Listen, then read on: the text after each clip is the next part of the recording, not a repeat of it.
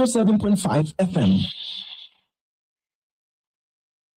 From the top of Wologisi to the beaches of Maryland, we cover Liberia like nobody else does. This is Spoon 107.5 FM. Yes, sir. A special one from the CEO, stand coming with the spoon. And your boy, right in the South. Charges on the beat. To get your information. To the spoon, to be part of my pressure. Spoon,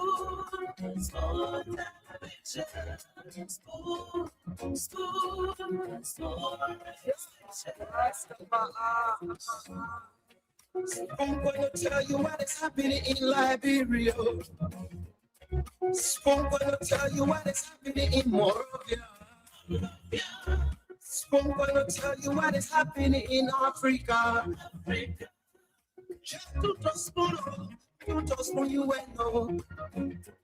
The children crying for starvation, just don't just spoon. You want to get a news content, my brother, don't just spoon. You want to know what is happening, my brother, don't just spoon. Politicians want to make their decision, just don't just spoon.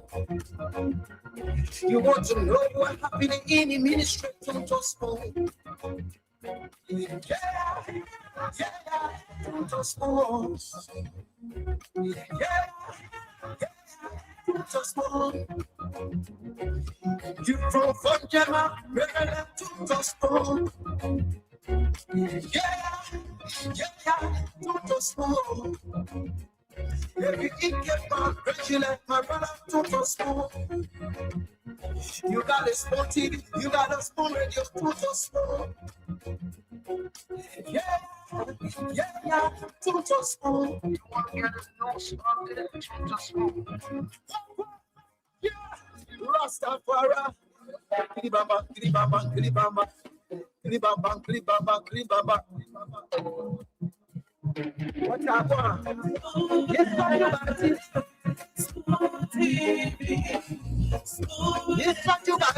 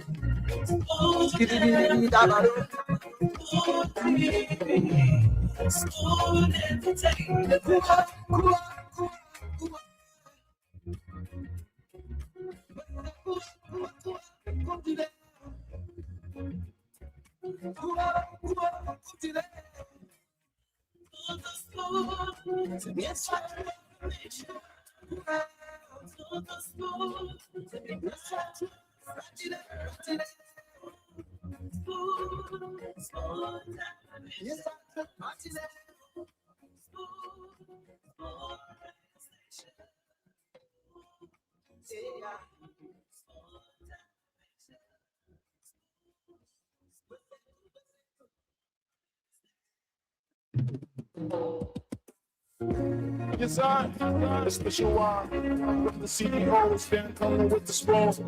And your boy, right in the South. Charges on the beat. To get your information. To the spoon, to be part of my pressure.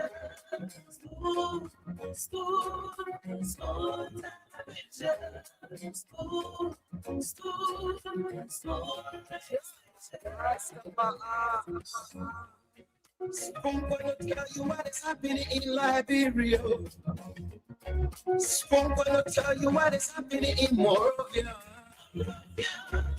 I'm gonna tell you what is happening in Africa. Just to just for you and know. The children crying for starvation, just don't just spoon. You want to get a news update, my brother, don't just spoon. You want to know what is happening, my brother, don't just spoon. Politicians want to make their decision, just don't just spoon. You want to know what's happening in the ministry, don't just spoon. Yeah, don't just spoon. Yeah, to spoon. You from Vanjama, Maryland to spoon. Yeah, to spoon. If you eat kepa, congratulate my brother to spoon. You got a spoon TV, you got a spoon radio to spoon. Yeah, to spoon. Get a note on the to spoon. Yeah, Rastafari. Kilibamba, kilibamba, kilibamba, kilibamba, kilibamba, kilibamba. What I want? Yes, I want it. Yes, I want it.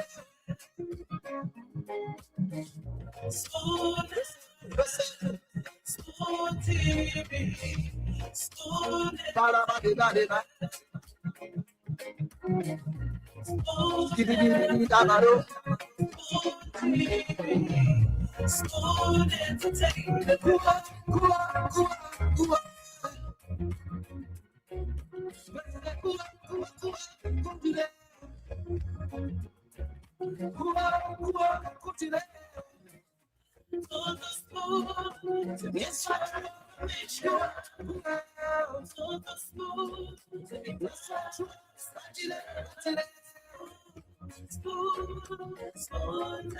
Yes,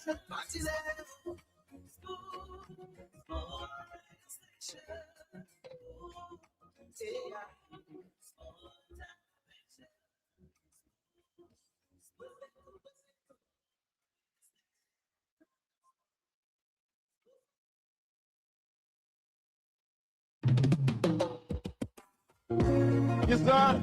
A special one from the CEO, stand coming with the spoon. And your boy, the South man. On the beat. On the spoon to get your information. On the spoon to be part of the session. Spoon, spoon, spoon television. Spoon, spoon, spoon. I'm gonna tell you what is happening in Liberia. Of course, that's what we do here at Spoon 107.5 FM. Also live on Fabric 101.1, Super 95.5 FM, and we live on our social media handles: Spoon TV, Super TV, Fabric TV, and we of course live on YouTube. Our YouTube handle is Spoon Talk. Today is Saturday, the 31st of January 2026. What's happening? Since January really took a long time. That is it. Well, today is the last day in the month of January. Jokingly, the longest month of the year. Wherever it is you're listening to us from, I love to say welcome to you. Those of you watching us all around the world, I love to say good day, irrespective of where you're watching us from. Aloysius Wotwa is watching us from Gantate, Nimba County. Nimba is on fire, my people. Yeah, you know, they took the cup back to Nimba, so the entire place boiling nana. So if you see somebody in Monrovia, go check for them in Ganta, or go check for them in San Nicolas, or go check for them in Tapeta or Saclay Paper. The whole place on fire, nana. You know, everybody boiling, everybody spoiling and stuff like that. And so a lot of vehicles making their way to Nimba. We've been seeing the images all on social media, and this way of celebrating the trophy, Lofa introduced to us post-war Liberia, when Lofa won their first ever county meet title. You know, they celebrated it in grand style. It took the Lofians almost 2 months for that trophy to reach Lofa. You know, they celebrated in Monrovia. Then they decided to take it to Lofa. They took it from town to town, village to village, hut to hut, cottage to cottage, house to house. You know, celebrated in grand style, and Nimba is doing the same. Why shouldn't they? They've got the title, the most number of wins in Liberia's history, 7 times. So why shouldn't they celebrate? So if you find the person in Monrovia, the ONU said, go check Ganda, you'll find in there. Yeah, if you see them Ganda, go San Nicolas, you see them go Exactly. Go look at all. All right, it's celebrating it. They'll pay your money. But if you welcome to the show Saturday, what we do is we sit back, relax, and we have fun. Golden Trust Group is watching us from Copenhagen, Denmark, via YouTube. That's good to know. P. Lawrence Kula is watching us from FDA Junction, Bernard's Farm. Moha A. Conan says, good evening, Spoon family. Eric McGill is watching us via YouTube from Atlanta, Georgia. Lucine Conan is following us from Philadelphia, Pennsylvania. We heard that it's been snowing really, really heavily in the U.S. How's the weather condition there for those of you watching us from the U.S.? How's the weather condition? Because my bossman used that snow as a big excuse to put a sunny shoe, to put a sunny shoe in the snow. So how's the snow condition there? How's the weather condition? Hope it's subsiding. I hope you guys are able to go out and do your daily activities. All right. So Halaji S. Kamara is watching us from 72nd Community. Melfort Quate is watching us from Sino. Hope you're doing great. Anthony S.Y. is watching us from New Georgia Estate. Another Aloysius Watwa, okay, following us on Ganta, Nimba County. Oscar Ziangben is watching us from Gompa, there, Nimba. Reagan G. Vey is watching us from Kanwi Town in Nimba County. We have a large following from Nimba online. Philip T. Saba is following us from Conakry in Guinea. Emmet Glasgow, how are you doing? Abraham T. Thomas, Jonathan P. Barr. Jonathan, I see you say happy birthday. Is it your birthday? Habib Jaliba David is following us via Facebook. Salia Boyman Salia is following us from Banjo Community. Vivian Doe is watching us. Tobiah D. Yanimbo Boy is following us as well. Abraham Faya, G. Harrison Dahlia, Jebe Bakana is watching us from Cardwell. Vinicius Junior Ba, how are you doing? Polari Moses Lago is following us from St. Lawrence Island, Alaska State, USA. You are in the snow. E.D. Young King, hope you're doing great. Kendrick Cappy, Ryan Change Kamara, David Williams is following us via YouTube, and the list goes on and on. Myers Cherdy is following us from France. Stephen Bami is watching us from Duotayi Town in Nimba County. Simeon Shaba, Albert Kolako, and the rest of the folks. So we'll open the phone lines for you to tell us what's on your minds. President Bouaga has returned from Ghana from attending a regional security consultative meeting. The president is back. If we don't act together, we'll lose together. I'm just paraphrasing President Bouaga. So we'll go to the phone lines for you to tell us what's on your minds, and the rest of the panelists will join us during the course of the program, and we'll put a talking point, not the regular everyday political talking point, but there seems to be a serious issue in Liberia when it comes to land ownership. Today I encountered a young couple, very young couple, trying their best to try and build something, real estate. And today there was a massive demolition around the 5th Street Plonker side using the Jalastown Road.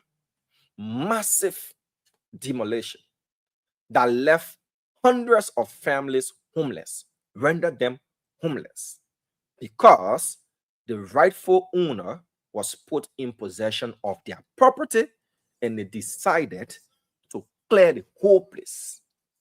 And we've been seeing this happening time and time again. As we enjoy our peace as a country, more Liberians return home. People look for their documents, ongoing court cases get reviewed and settled judicially. People are put in possession of their properties, and those who are squatting or who bought from the wrong owners bear the full weight of the eviction exercise. It's happening all around. Last year, we saw a massive demolition exercise along the Cat Lake Junction community, all the way going to the beach side. That was a huge issue. Private property. We saw the CDC eviction. We saw government eviction, Hotel Africa end. We saw some demolition, Peace Island. private property again. What's happening on 5th Street? Massive. I'm telling you, large scale demolition. For those of you who use that road, those of you who travel by that road today, you saw what was happening. People crying, people being evicted, people's properties being broken. And where do you start from? On the 3rd of next month, the AFL will be taking full possession of Camp Ramrod, the 72nd Barracks. That's the name. Camp Ramrod. The AFL will be taking full possession of that property for the first time since the civil crisis in Liberia, the late 90s or the early 90s, depending on when people started occupying that place. But most of the folks I spoke to when I went there said they started living in that place from 1995, 97 upward. Hundreds of families. Forced eviction. The army said, look, we want to take our place. Our personnel, they need living quarters. And we got this place, so you should leave. And all of the time we've been following up on that place, the last time I was there, I saw that majority of the folks were moving out without any confrontation. The AFL, they've pitched their tent on the field and the rest. But we're talking about land disputes. How to purchase your property. Whom are you purchasing from? You spend a lot of money, you build huge properties, and then if there is a dispute, the rightful owner put in possession of their property and you lose. Also, for a long time, we say the thing like, oh, come in and really, man. Yeah, but come in, that team, man, come in and really, we pay there. And because of the long period of the civil crisis, people got comfortable on government lands and other private properties that do not or did not belong to them. Oh, the team and the family way in America and I'm coming by and done soon. Oh, come in and really for development, man. Yeah. People even started putting themselves in possession of government properties and acting like owners. And started selling to other people. And as long as we live as humans, the need to stay somewhere, which is part of the first set of needs on the Maslow scale of needs, the pyramid there, basic needs, security, shelter, food, we'll look for places. And as we are expanding our settlements, going towards the airport, going towards Mount Barclay, Charlesville, the rest of these places, Johnsonville, Diggsville, and all of the villes and all of the towns, people moving to Doison and the rest. But we're still hearing this thing of property and land dispute. How to buy. What are the things you need to look out for? And this young couple I met, they explained a very elaborate scheme to me. How they were duped. They bought 4 acres of land, or they thought they did buy 4 acres of land. And they found out that it was an elaborate scheme. Very elaborate scheme. People who selling land to multiple owners and those who faking it and purporting to be owners, every day they're learning new techniques. The first thing you do when you go to buy land, people say, oh, let me go search, let me ask the neighbors, let me ask who they bought from, and all that kind of thing. According to what they explained, though, the people that were around, that they spoke to, that they asked questions to, all those people were part of the scheme. They were all part of the scheme. They go, oh, yeah, that man who buy from, that man who buy from, that man who buy from, that's a scam. Imagine taking your hard-earned 1,002 per lot and you buy 4 acres of your hard-earned money only to find out that money gone to waste. You can't find the person that sold the land to you. You go there and say you're going to play on cornerstone, you're going to do the one the real owner can show you their deed. You want to argue? You go to court. They look at your deed, it's fake. They look at the person who is original, it's authentic. You lose your money right there. A huge sum of money. You're gone. And you know who then doing it again if you did? The so-called real estate agents. The so-called agents, they're doing it too. They will take your money in the name of going show you place. They get a picking on the ground already. They know that the owner of the place not there. They will carry you, take your money for you and say, oh, the place lag. You come out tomorrow, they can see it. The other agent fee is gone. The other agent fee is gone. They will take your money and say, oh, the person are in the play. The person get two months to leave, but they say they won't leave. They won't find different play and did that. When you go back and play again, your money gone. And it is becoming a trend. So I want us to talk today before the rest of the panels come. You know, how to buy land. Okay, Prince says he's dealing with the same thing right now. A lot of Liberians are faced with land dispute.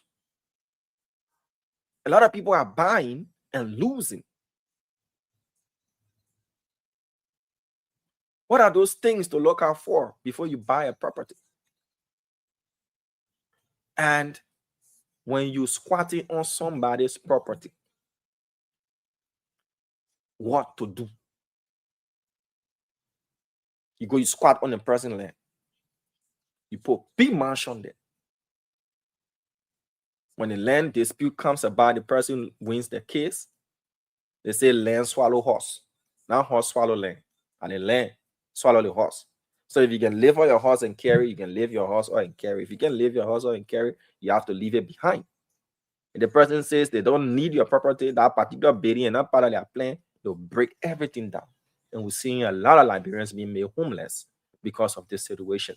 We'll give you all of the tips, having spoken to the expert, what you need to look out for. But let's go to the phone lines now for Liberians to tell us what's on their minds before we talk about this issue that is becoming fastly a menace in our country. The issue of land dispute, the issue of mass eviction, mass demolition, the issues of families coming back and owners coming back to reclaim their properties. And you know, some of these land cases, they take decades to conclude because there will be a ruling, there will be, you know, an appeal, there will be a ruling, there will be an appeal, until you go to Supreme Court and all that kind of stuff. So now some cases take 10 years, 15 years. And when the person gets their property, when they put in possession of their property, they say, you know what, I want nothing on the place. Or I come in lease it to somebody to build big complexes, apartment complexes, or whatever. So I break everything. Everything. And today, what I saw on 5th Street, I felt bad. They were really, really bad. And what was told to me by that young couple that lost their money, thinking that they bought 4 acres of land, you know, brought about this topic today while we wait for the rest of the guys to come on. Land dispute in Liberia. We'll go to the phone lines first. 0777-1075, 101075. Let's take this first person here. Hello. Good evening, Tamon. Yes, sir. Good evening. Where are you calling us from?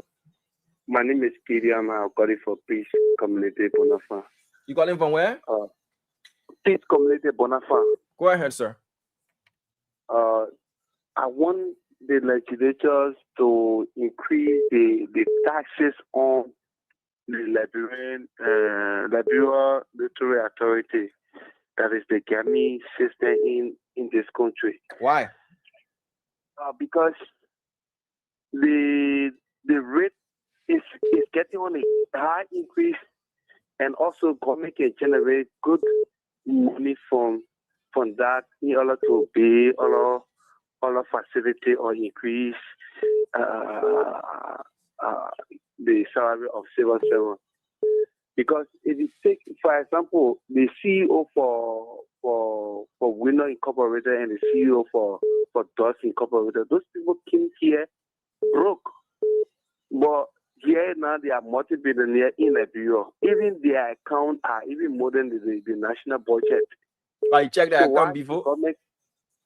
Their accounts are more than the national budget. You check their account? We can even see the investment and people who are winning, you see their money brother, giving their weapons. Brother, the first Yes, sir. point you made is salient, that the government should look into whether they will increase the taxes or the tariff on gambling, betting and stuff like that. But the second point where you may say the people came broke, well, they didn't stop you too from putting up an idea that will make you rich. Somebody can come to your country broke and come up with an idea that will become rich. How is that an issue? It is true what you are saying is true, but at least to reduce the gambling rate. So you think if the government increases the tariff on gambling, it will reduce the number of people that are gambling in Liberia? You think so? Yes. Okay, that's a good one. All right, thank you. Sir. Thank you. All right. 077771075 055101075. Those are the numbers to call. Let's take this next person here. Hello. Hello. Yeah, you're live. Let's hear you out, please. Good evening to you, Damos Lanka. The name Remy Constant Efangso AS Kamal. A beautiful Saturday evening. Brother Damos Lanka, what are in my mind tonight have to deal with the past CPP saga. I want to set a basis for Liberian people to understand what led to CPP to book away and who contributed in Mexico when it comes to dealership ability. Okay, when we funded CPP. Wait. Before you continue, you say you come in, lay the basis and teach Liberian people and tell them what caused the issue, right? Yes. Exactly. What is your reference? Wait now, Alfonso. Wait now. Let's take it step by step. Today, you get plenty of time to talk. Okay. What is your reference? Alfonso, wait now. Yes, sir. Before you teach or tell or where you getting your facts from, what's your reference? What document you using? What research method you using? Because we want to know now when you're talking, you must be citing your references, so we can just say that you telling us. Okay. Thank you very much. Thank you very much for your character of coming in to our character for Liberian people. I will give you character and description what led to CPP and part so of CPP. And I can give you the in total of CPP how it was funded and when we formulated CPP 2019 and who brought to be the president, it was Wilfred Bernard Uri. And after his tenure, 2 years tenure, it passed over to my political leader, Mr. Arizona Bende. But in public information, like when you're telling on Alfonso, and I think we all know in Liberia that the first CPP chairman was Mr. Uri and then Mr. Kumi's net, and a public record. Yes. I want to tell you why not talking the thing that you gave me insider? You gave me insider information. After 2017 election, brother Damo, you the party was there to the higher extent. They could not even afford their own rentage. When we formulated CPP, the broad made Alfonso, they decided to see all of the Alfonso, wait now, my brother. Alfonso. Alfonso. Let me into it. Wait now, I want to know something from you now. When you say when we formulated CPP, what was your position now? Because you sounding like a phony father. What was your position when you're funding CPP? I'm a funny member of the National Congress, and we went in better with them. And our whole position within the party built. What is your position? Damos Lanka, I am the assistant data analyst of the Alternative National Congress of ANC. Mr. Edison Comics is my best leader. I believe in him. And I believe in ideology. And subscribe to stay with him all the time to success. All right, just wrap up the CPP history for all. Wrap up the CPP history for all. I dash you one minute. When we funded CPP, before the formulation of CPP, my political leader, Mr. Comics, did all of the financial expenditures. And when we formed the CPP, we told CPP to net and they approved of CPP. Mm-hmm. And then we first appointed Mr. Wilfred Bernard Uri to be the chairman of CPP. And Tenu went on fully. But best candidate ever, the man will say, you don't understand political dynamic or you don't understand about political skill. Alfonso, who made CPP to Chakla? That the one I want to know now. Because when you finish prison, you are 1 minute. When you finish prison, you are 1 minute finish. Just go to the point. Who Chakla the whole thing? I was saying, so go ahead. People, Mr. Kume made freeman for Kema Kante as senator. Mr. Kume made the woman who against Mother Nyomli Kanga as senator. Mr. Kume made Bosa Tembe who came for our ticket today in Abano, or he made as senator today or Rewati County. And Mr. Kume went on all of the time and made a lot of people. All right, Alfonso, we'll do part 2 tomorrow. Yeah, Alfonso will do part 2 tomorrow because by the time you finish listening all the candidates that Mr. Kume's made, there will be all the time. Just go to the point and tell your references and things. Let's listen to you, but hello, your name and where you calling us from? Hello, Dana Slanga. This is Oscar Zibon calling from Gompa City, Niva County. Oscar, how is it? Somebody sent me information from Ganta, and we will be following up on that information. But I want to hear from you that the police officers in Ganta City are allegedly arbitrarily just arresting people for not following the traffic lights. Is that something that's happening? Dana Slanga, not to my knowledge. Okay. Thank you. Because my business are very adjusting to the traffic light. Majority of the motorists adjusting to it, eh? That's great. Everybody are getting used to it because it's a new thing that came in the city and people getting used to it. They're getting used to it. Nice. Okay. But that's what my man tonight had to do with the economy of this country. As I always call upon the president of this country. You know, the king with good platform, that rescue. You know, when you came as a rescue team of the country, I think you came to rescue the country so the citizens of the country can benefit from your rescue team. But Daniel, we are seeing over the years that the economy of this country is going in the hand of foreign nationals. For example, Daniel, when you reach to Ganta, the city of Ganta has almost 13 to 14 stores that owned by Indians and Pakistanians. Daniel Sanga, they are selling goods wholesale and the same time selling riches for Eastern. If you buy, you're selling 14 gates of zinc to the librarian to who going by to go sell. He sell it there for $37 to $38, and they decide to sell it for $40. Then you in the store and sell it for $39. So who can buy one bundle? How do you expect for librarian to survive? So I'm called upon the president, also the minister of labor, those who are responsible for foreign trade, to monitor these activities. We librarians can build the country through our economy. But if we allow the foreign national to come and take the economy from us, as they're always doing it, because we heard that most of the store that is in Nimba is owned by some official of government.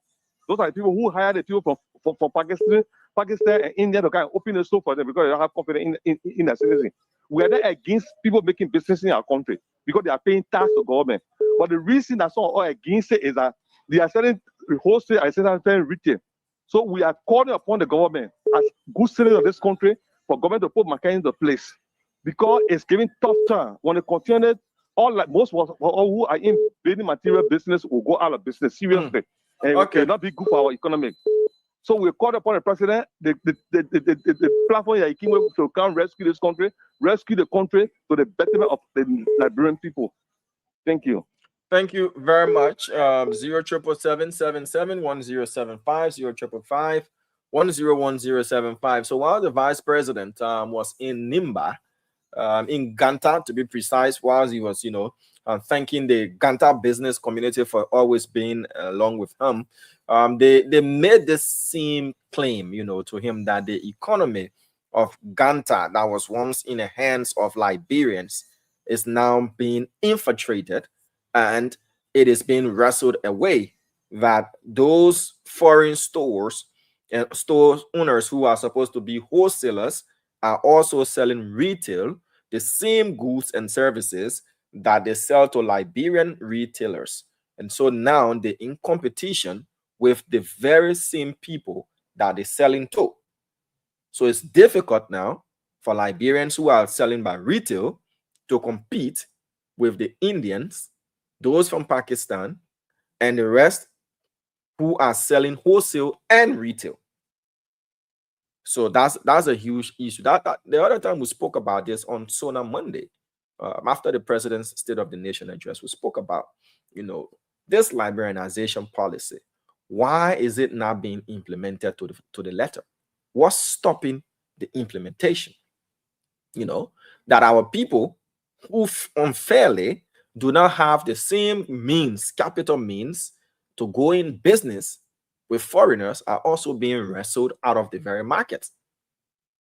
And we have an inspectorate division at the Ministry of Commerce. We have an inspectorate division at the Ministry of Labor. We have all of these nice ministries and agencies on paper. But when it comes to implementation, it's a problem.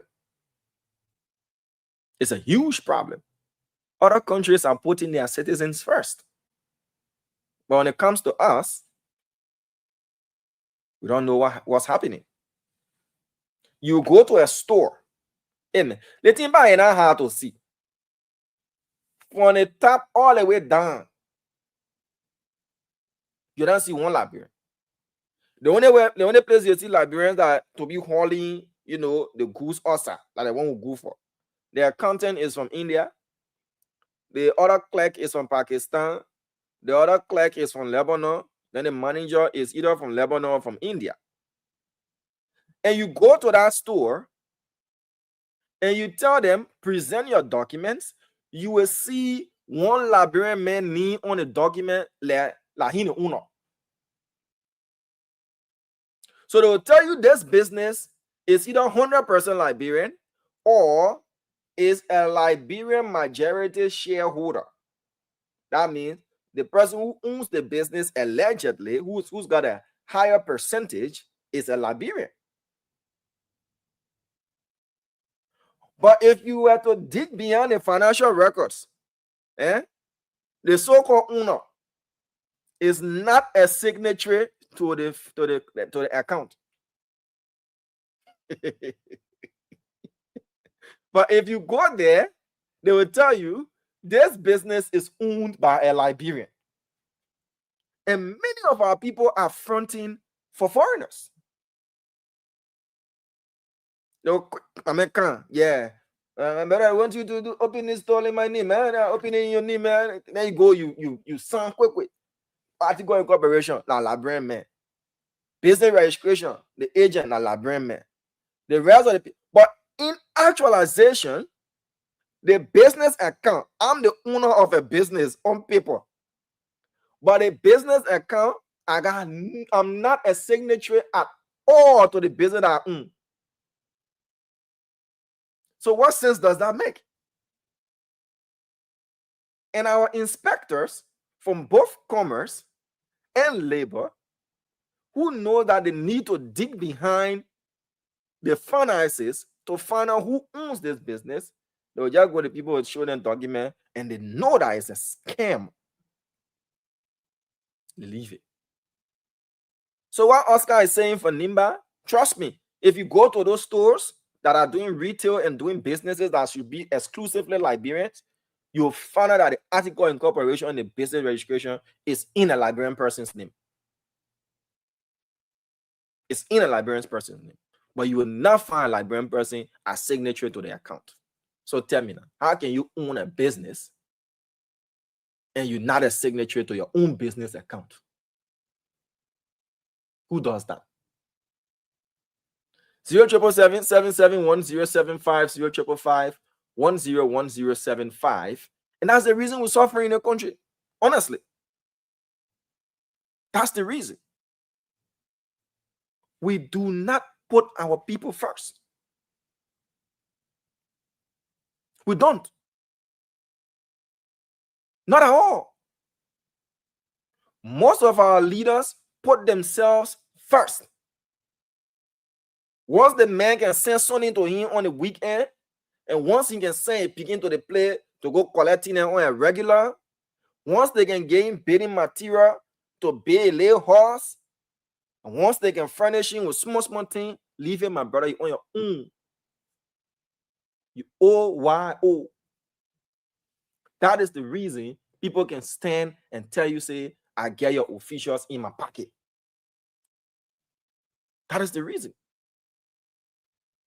That is the reason big companies do not carry on their social development initiatives. Because those who are supposed to make sure that they are doing these things are party too. It's either they get their trucks running and working for these people, or they in some business on the side with these people, or they're collecting the cash raw. So you would thought you get tired. You thought you get tired. When you go to the labor court and you hear the kind of abuses our people can go through, it will baffle you. Somebody will tell you, say, my man, just accept that thing. Yeah. The people that beat people who can't find it, they get people all up when we go there, you can't make it. Our problem is compound complex. But the solution to our problem is simple, but yet we do not employ that. Make mistake. Inscript somebody car. Now, when you will know that those LMP officers who are traffic police officers, they know the law more than any other thing. When they carry you in an office and they draw diagram, they will sit down and use different color or marker. They will draw the diagram different way. Like you yourself not believe when they finish charging you. You say, I thought no laws in the country. Our problem in Liberia is implementation. And because we are inherently corrupt, we do not implement. We don't. The laws are there. All of our laws are written to international best practice. We look at other countries where the laws are working, formulate ours, and we put them with Liberian characteristic. So we take the best parts and we put them together. Almost all of our new institutions and agencies, especially post-war Liberia that have been created, and those that were revised, have all been revised to international best practice. So our laws are good. To implement them. I'll tell you another sad story. I was at a police station. I was sitting. Went for a different matter. And we wonder why we have mob justice and there is a serious distrust for law enforcement. I'm sitting at a police station. This group came. Two guys had a phone dispute. And one of the other guys, he was put in jail. And the guy who had the phone, who owned the phone that was taken away, decided that he wanted to withdraw the case. After the guy who offended him, his family had pleaded and all of that. So they came back to the police station. I'm sitting there. I think I wrote the police station, the name down. Let me check my phone. I wrote it down. But if I don't remember the name, I'll describe the place and some of you will know the place. So this police officer tells the complainant to pay $30 US to withdraw the case. $30 US to pay. So I'm sitting looking, quietly to see what will happen. So people say, when you get tired, our officer will beg you. We get 1,000. Let us say the tell our officer something and bad thing. They can go fix. And 1,000 you won't give me? Me? 1,000? Until you move, I'm not being inside the whole day. You come here, 1,000. So I'm looking at him. And I'm wondering to myself, what do they owe this man that he feels entitled to? They tell you that. But then I say, the man will not hold it. In fact, the officer got vexed, he got up. He walked away. Said the 1,000 they put trying to get inside an insult. He walked away. And he went. And people started putting the money together and to give it to him. So then I asked him, I said, excuse me, he said, yeah. I said, what's the amount of withdrawal case from the police station? Then I look at me. I mean, don't give me a hard time yet. I said, no, I won't know. Because I'm hearing somebody came to the station, you said the person must pay a arresting fee. Like my first time hearing in my whole life, arresting fee. 1,600. Arresting fee. 1,600 for arresting fee. We understand. Some of these depots don't have, mobility. But tell me, say, pay for the bike, let's go arrest the person, and when we come back, you can pay the bike riders. That is understandable. But you can tell the person, say, arresting fee, like 1,600.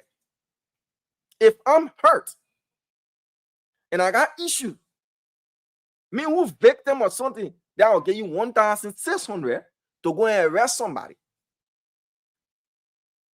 Then when you bring a person now, before we start talking the case, arresting fee, 1,600. They demanded 1,600. So tell me, what is going to put confidence in somebody that they will go to police station? So you find out people decide to settle their thing their own way. They start running behind people, mob justice, mob violence. People don't take cases to the police station. Because if you the victim, you go to police station, you have to pay a arresting fee. Somebody hurt you. Then you have to pay a arresting fee to go bring the person. When you're gonna to clear the tear, you the victim, you clear debts. Then the suspect will also clear the debts. So where is the confidence? So when I asking that question, you think, look at me, say I'm lean. So I told you, I said, that the reason you got this country like this, people don't trust the police. Somebody is hurt. Then you tell them and say, they must pay $30 to you to clear your debts. And this is just one of many of these stories. So our problem in Liberia is implementation. We're not patriotic people. No, we're not. We're not. We're not patriotic. It starts with a saying. It starts like that. I remember the Ghanaians will always tell you, we Ghanaians, we are the best. We are the best. We are the best. We are the best. That saying has stuck in your mind. It has become a mentality. That saying. You go to America, the American people will tell you that America is the greatest country in the whole world. So they believe that, having said it over and over, it has become a part of their psyche that they are the greatest in the whole world. We don't protect our own. We don't. Every sector of our country, we don't protect our own. When somebody tells you, I can't go to police station because I will not get justice, the next that person doing, the person who the few offended them, they will go and harm that person too. That's what it will do. Somebody look at you and say, oh, I get arresting fee to go pay to that police station. So that man was seen, I'll pay my debt on him. That's how it is. And I think the Inspector General of Police, there is a division of the police called the PSD, the Professional Standard Division. They need to also take a tour. They need to go around these various police stations. Sometimes they just go with clean clothes. Just go sit down and observe, and you will see what's happening. There are various depots there. The one they can call zone this, base this, zone base 1, base 2, base 3, and the rest. Go there. You just change your clothes. You need to wear your police clothes now. You just go and go observe and see. And see what's happening. The traffic part, leave the traffic on the side because I already know how the traffic looking. The last on the IG collected money in Susu Plastic. We did it one time. We thought we were going to do it regularly. and team them to put fear and to stop them. But I let you understand the drain and I play the men and get that team from so and just leave it. But go and see. Just go to this various police station. You just change your clothes. You ain't forced to wear police uniform. You can go on cover. You just go, sit down and see what's happening. You buy sheet, you buy pen, you open the book, you close the book. If you finish closing the book, by the time you put your money together, the money say the person owe you, you now reach to that amount. And I reach to that amount. So to the police IG, I see that the police now, they look respectable in their uniforms. They don't look ragged like they used to. See them with their fresh uniform. We see a lot of vehicles and the rest, but the character is still lagging.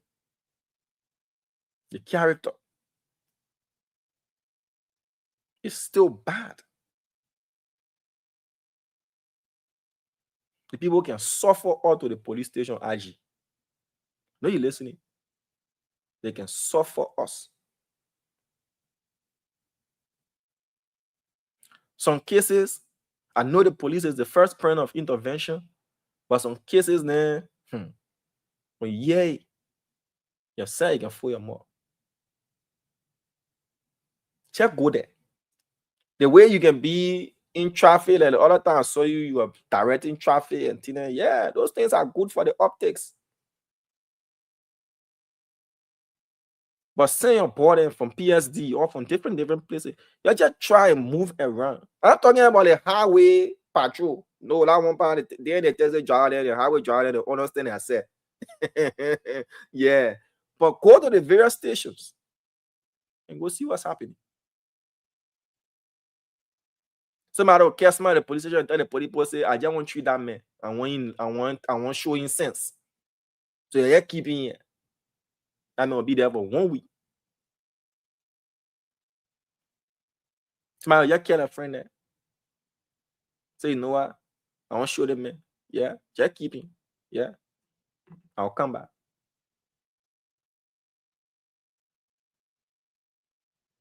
Why is it our problem is compound complex? You open the phone lines now, Liberians will complain about the economy. How do we get back the economy? It's there. There are businesses outlined for only Liberians to do. Only Liberians should be doing those businesses. But you go there, foreigners take over everything. What is the labor and the commerce inspectorate doing? That's a question as good as your guess. You go to the land business that I started with. Everybody duping everybody on land business. Everybody. One land, they'll sell it to 5, 6 persons. 3, 4, 5 owners. You're in quote back to back. What do you do if you're going to buy your land? First thing you do, my people, you investigate. You go to the Liberian Land Authority, or you go to the township commission. If there is a commission in that township, you go there. They get all the title owner and those who own properties and the rest. They should be having that. You go and investigate. So, okay, one buy land to also place so that township is for owner. So you go there. So in a social play, I want buy for the social person. Please check your record if the person is the owner or they get mother D for the place or they get warranty D or whatever D that they get. Or they get administrator D or everything. You verify. Don't be itchy when somebody tell you say, oh, they get land for 800, 900 and you're running going there. Verify. Having verified, you ask the potential seller to see the copy of their deed. If they have an administrator deed, let it give the letter of administration and a warranty of sale that they get, yeah, that letter. Let the letter of administration that gives them the authority to sell, it should match the year for which you want to buy the land. If the person is not in possession of a current letter of administration that matches the year you want to buy, do not buy that land. The reason is simple. That person does not have the authority to sell. In most instances, interstate estates, they change administrators on a yearly basis. If the administrators were proceeding right and the family still wants to keep them, they will go back to the court and they will renew their mandate. So in 2026, any land you want to buy and that person has got an administrator deed or they've got a letter of administration, it should match the year. Either they were given that 2025 and it runs to 2026 before you put your money in there. Even that one, if there are more than 2 administrators, everybody must sign. Nobody should tell you, say, oh, John's sick, so he can sign. So one or always sign on behalf of the 3. Or only 2 or all can sign, the other person can sign. Let everybody sign. They be present, you call a certified surveyor, you do your survey. You do your survey.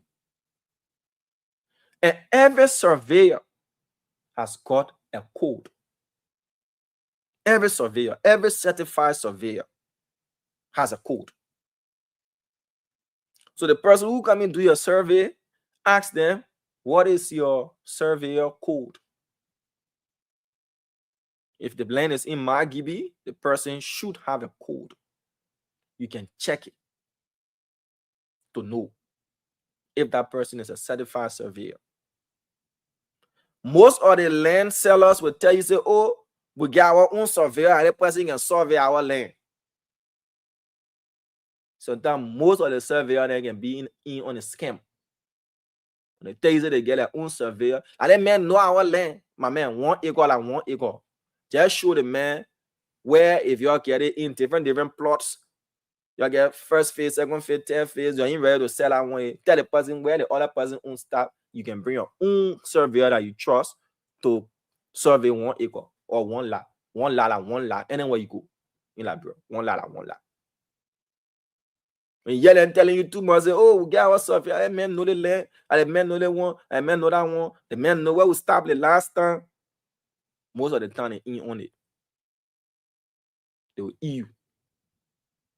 Don't trust that. Bring your own person. Tell them clear. We have checked everything. Yeah, it checks out. But I get my surveyor. Person who I trust. So you can bring yours to just show where the last place is stopped, and mine can take it from there. Yours can cross-check. But if you desire you don't go like, you're on you. Yeah. When you finish, my people, you take your deed, your receipt, a copy of their letter of administration or whatever, put it together. If the land is in Margibi, you go Kakata to the probate court. If the land is in Monserrado, you come Monrovia. Don't take the Margibi deed and bring it Monrovia to Monserrado and say, oh, I get somebody there, so they will help me. That's not the jurisdiction. You take your Margibi deed, you carry Kakata, you register it, you probate it, you register the land authority, you probate it, you put your copy in the archive, go and start paying your taxes on your land. Are you aware that you can lose your land because of not paying taxes? Somebody who's got similar deed and the person is paying taxes to government and is registered and probated like yours stand to win because you're not paying taxes on your property. So even if that vacant land, go to LRA, declare your vacant land, and pay your taxes on it. Be a taxpayer on your property. All these things are government regulations. If you own a disputed property, most of you, that's what you can do. When two persons in court for their property and you get nothing inside, you can turn against one of the parties. You start talking, start making yourself known and everything. You don't know who's going to win that case. If you are not a party to a land dispute, if you're a third party, my brother, don't get yourself involved. Sit back, negotiate with both sides. They want a free information. Don't go tell one person inside, you be visible, you be talking, be doing all kinds of things. If that person loses that property, the person who wins, and they know that you are vocal against them, your heart will be the first one to break. To send message to everybody else. And the message will use you to send message to everybody else. Before now, other people will start conforming. If you are a third party, now your property, two families fighting over it, or two brothers and sisters fighting over it, then you go, yeah, Mr. John, bathroom. I ain't a refu owner. Another man, you can lie. You can't do that one. You can't do that one. Go beyond to your information gathering. Check everything. Make sure you know and everything. Start to talk to both sides. Or you stay cool. You start to negotiate. Put yourself together as a group. You start to talk. So that just in case there is a winner, you can have space to negotiate. Oh, yeah, my sister. Now that the court have put you in possession of your property, we are the affected people. How can we buy from you? What's the way forward? And the person say, oh, I want all of you to rebuy. You have to look at the valuation of your property as compared to relocating to somewhere else and losing it. And the person says, oh, I don't want anything on my land because I'm not ready to develop it, or I want to turn it into something else. You'll start negotiating on a peaceful way to resolve it. All are you. Tell me, when they're ready, they will ask the government for protection. The government will provide them police. They will bring an excavator or a bulldozer or a front-end loader, and they will break everything. You can call it wicked. You can call it bad. You can call it terrible. You can call it whatever. But it is what it is. We'll go to the lines now. 0777-771075, 0555-101075. If you've been involved in any kind of land dispute or you're a victim of such, we're discussing all of those. We're talking about things that are happening in our country. A caller called in and talked about the fact that it's not only Monrovia, but now Ganta is losing its stronghold sense of being the place that used to be called 100% Liberian run economy. You know, our brothers and sisters from other countries are moving in, cashing out, and strangulating Liberian owned businesses. What's the way forward? How can our government protect us? We've spoken a lot on implementation. We also talked a bit on the issue of land crisis in Liberia. What you need to know before you purchase a piece of property: do your due diligence. Make sure you cross your T's and dot your I's. And it's easy now with the Liberia Land Authority. It's easy with the probate court. There are records. All court records are public records, except for those that are redacted and kept on a top secret. Let's talk about this. What's the way forward? Have you also been at a police station and you had a very terrible experience, or you witnessed something of extortion where you were asked to buy shit, pay a arresting fee, clear the decks, and do a whole lot of other things that you yourself thought that, look, if I had known, I wouldn't have come to a police station. I would have just left this thing. 0777-771075, 0555-101075. Let's take this person here on the line quickly. 1 minute per caller. Let's talk about this as we eat through the show time. Hello. Yeah, Queen. Yes, your name and where you calling us from? Yeah, I'm Lawrence. Man, I'm calling you on the Twilight Road going to Bonavista. It is Shannon Quay or DJS and Debbie. You say what? It is Shannon Quay or DJ SMW. Brother, Shannon Quay sleeping in playing air, Nana. Yeah. Well, Shannon Quay, my man, I admire your talking point. Yeah, now, my man. But I'm Shannon on the show, brother. Shannon sleeping. I mean, you bullshit, you're not in the river mind, no. Hello?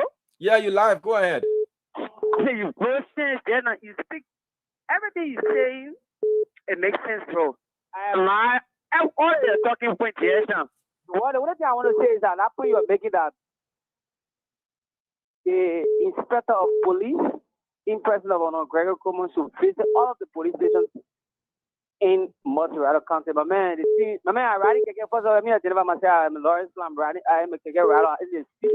Oh, with everything, my man, I can see this. And the police work can do to us.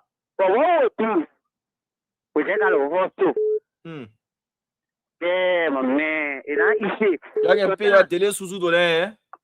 Oh, regular susu, you force to pay before you also. My man, I have put what you expect. I see to beat all of the police. So now, my man, so I can get bought and shit. You know, man, I get money. My man, I'm thinking about getting. All right, my brother. Thank you, man. And continue your legal hustle, yeah? I appreciate it, bro. Thank you, bro. All right, 0777-771075, 555-101075. Hello? Yeah, hello once again, bro. Damon. FAF come up. I want to check the three things that you just spoke on. Yeah. It's so sorrowful and disappointing to our people who have been land victimized. And I want to tell the land authority of our country, a such a personality is found in short allegation guilty. Try to jail them and penalize them for like misfortune so that it will say a precedent to others. They will avoid doing such. And then the Minister of Labor, Minister Cooper Clark is not functioning at all. 2 times they may have been graded F. And our brothers and sisters are crying with this, the Banese, the foreigners, the aliens. Our brothers are being underpaid in our country. They are being mixed.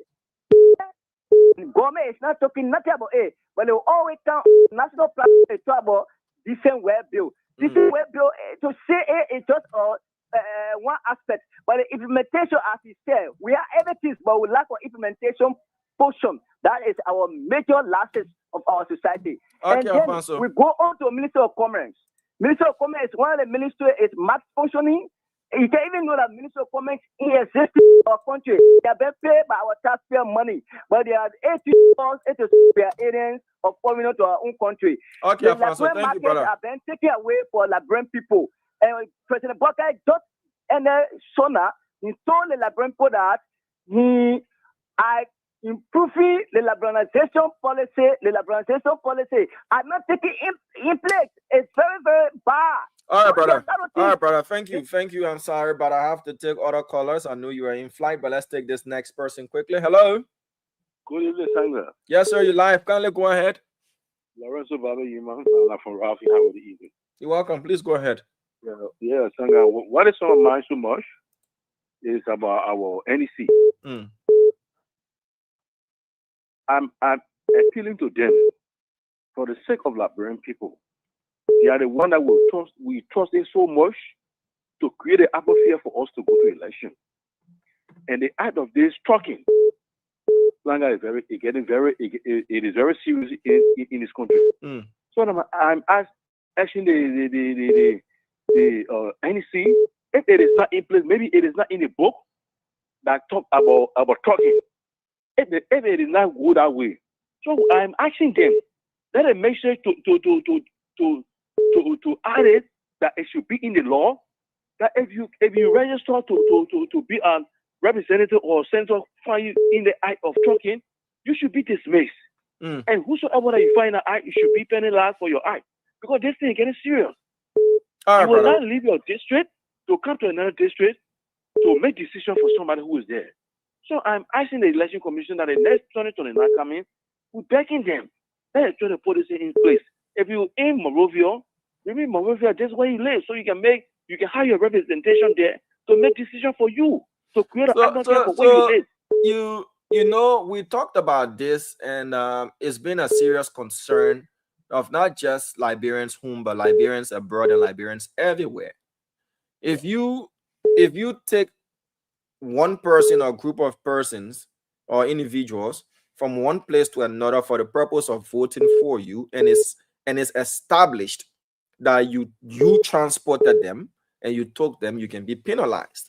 But the issue of saying if I'm in Monserrado, I can vote in Bong, then it raises a serious question, because what if I'm staying in Monserrado, but I'm originally from Bong County, and I've decided that I want to exercise my democratic franchise in the area where I'm born or where I'm from? Or what if, my brother, I'm from Monserrado, but during the time of registration, or I've got a contract in Nimba that has kept me there for at least a period of time? Are you saying I cannot register in Nimba as an individual and vote there? So there are fine lines. Individually, I could have an interest in another place. That's where I live, or that's where my family hails from, or that's where I'm working. So I decided that that's where I will register and vote. So you see, individually and collectively, there are differences. So I don't know how NEC is going to do it, but if it's easy also to find those that are being massively transported, but you need to have concrete evidence to point fingers at somebody else. Like what you're saying, that is right. And to discard these people, it is easy. If you say what you said, that's a fine point. In Nima, and I need to go back. So when you did it, we will know, because people who live with where they are going to embarrass other people, want to make decisions for them. When you know see stranger in your time, you will know. So if I'm from that place, you must give some. It has to be collective, not only about anything. So we ourselves we have to work together, because if we here, we see stranger want to know, but man, how you here, who you? I mean, show all your root. We will not deny it because you're from Monserrado, but you are from Nima here, so that will know your root. So thank you anyway.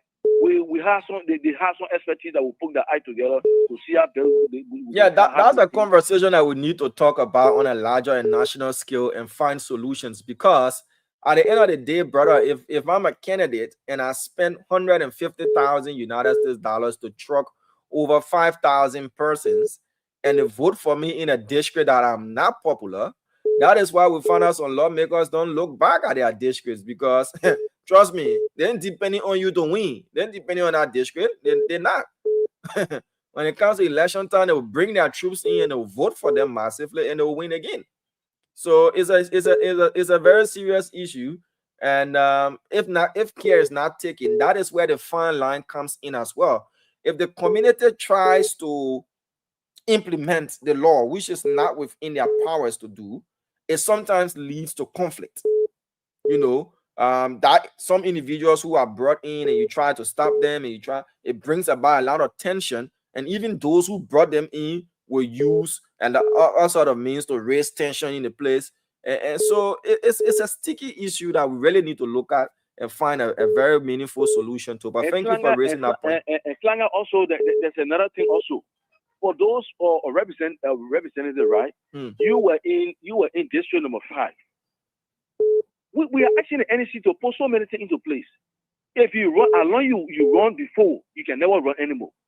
Ah, my man, I want to be high because it will. My man, hello, my man.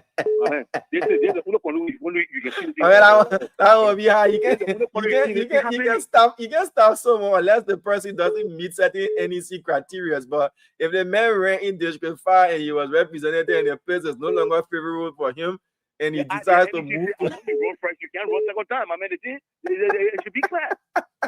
My brother, thank you. That guy get serious issue. Tama, how are you doing? Yeah, I'm good, Diamond. How are you, man? Happy Saturday, happy weekend. It's a pleasure to be on here. How are you, brother? Fine, Tama. I hope you're doing the same. Diamond, did I see you at the airport about a month and a half ago? Month and a half ago. What are you doing there? Well, you were just passing. He said, "Hey, Mr. Tama, hello." Maybe that's somebody else. Or maybe it was Nelson. It was Nelson. It was not you. It was Nelson. Yeah. Yeah. It was a coincidence, though. But it was good to see Nelson. I'm like, oh, what are you doing at the airport? Okay. You know, he always at that airport. I know if he's running some kind of travel agency or what, but he's always at the airport. You're probably receiving someone. I was arriving that day actually. I think I was arriving from Nigeria, back to Monrovia. Well, how you been, brother? How are you? Yeah, I've been good. It's good to share the platform with you. I see good days in the background. Whether he'll be coming or not, Saturday we just lay back some of the Saturdays. Some Saturdays are fiery, but some Saturdays, we lay back and we talk about more social issues. And today we've been talking about the issue of land disputes in Liberia, massive evictions that we see happening now. Once rightful owners have been put in possession of their properties, they tend to carry out mass eviction.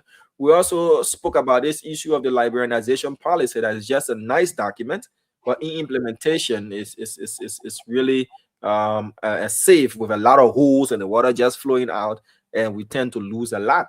We'll talk about the police attitude, some of the characteristics that we see being exhibited by police officers, not just on beats, but at their stations as well. This issue of you paying a arresting fee, buying paper, clearing the desk, closing the book, and a whole lot of other things that discourages people from going to the police station. We're urging the PSD, the Professional Standard Division, the Police Inspector General as well, and others to look into these things and make regular visits and reviews a thing that will, put officers on their toes, and people can be taught their rights, what they need to do and what they need not do, so that their rights can be trampled upon by those who are supposed to be protecting their rights as well. So you can weigh in on any of those topics as well.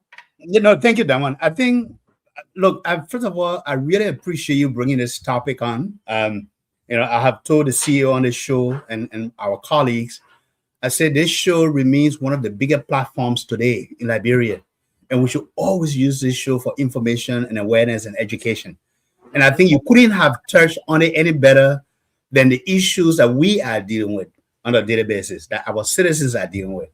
Look, everything you've just shared, I have experienced it in the last 90 days across Liberia. I have a land case that's pending adjudication. I'm, hoping I have won the lower hearings, the initial hearings, and I'm just waiting for that case to be adjudicated so I can take possession of my land. I have a piece of land in Johnsonville. I was recently, in a police station in Monrovia in December. And I want to give the police of Zone 4, especially the commander there, Mr. Anthony Saploa, applause. Because, look, even though he dealt with my case and he took action, but he never asked me for a dime. But I do agree with you. Sometimes, once you call the police, they want something. They want something first before they act. They want to take their transportation issues into consideration. Welcome, Mr. Jacob Jara. So it's a real issue. It's a real issue because how many Liberians can afford $30 to give a policeman before they can go take action because they carry a complaint? How many Liberians can afford $30? And this also impacts the bread and butter issue, because if the police waiting for a bribe or a tip before they can act, they create more problem within the community. The police are our friends. The police are peacemakers. The police should be there to help mitigate, so that issues within communities, conflict don't escalate into violence. And sometimes violence can result into death. Mhm. And that's why we need a police on the citizen side always. And then the issue of judges. I'm just going to chime on that. Welcome, Emmanuel. Welcome. Good day. Good to see you, James. The issue of judges, especially at the magisterial level within communities like Bannersville and Garnersville, all these communities, the judges have to learn to be impartial. Because when someone comes and bring a case and bring a complaint and bring a lawsuit, the justice have to be very impartial, because that impartiality is going to reinforce the confidence and trust with the citizens. It's very important. So all of these issues, Diamond, are very important. They are day-to-day issues that librarians deal with. I have experiences with the magisterial court in my community recently, and that judge file has been brought up. It's on my table right now. I have told the CEO, when the time comes to bring that up here, I will do that. But the judges have to be impartial.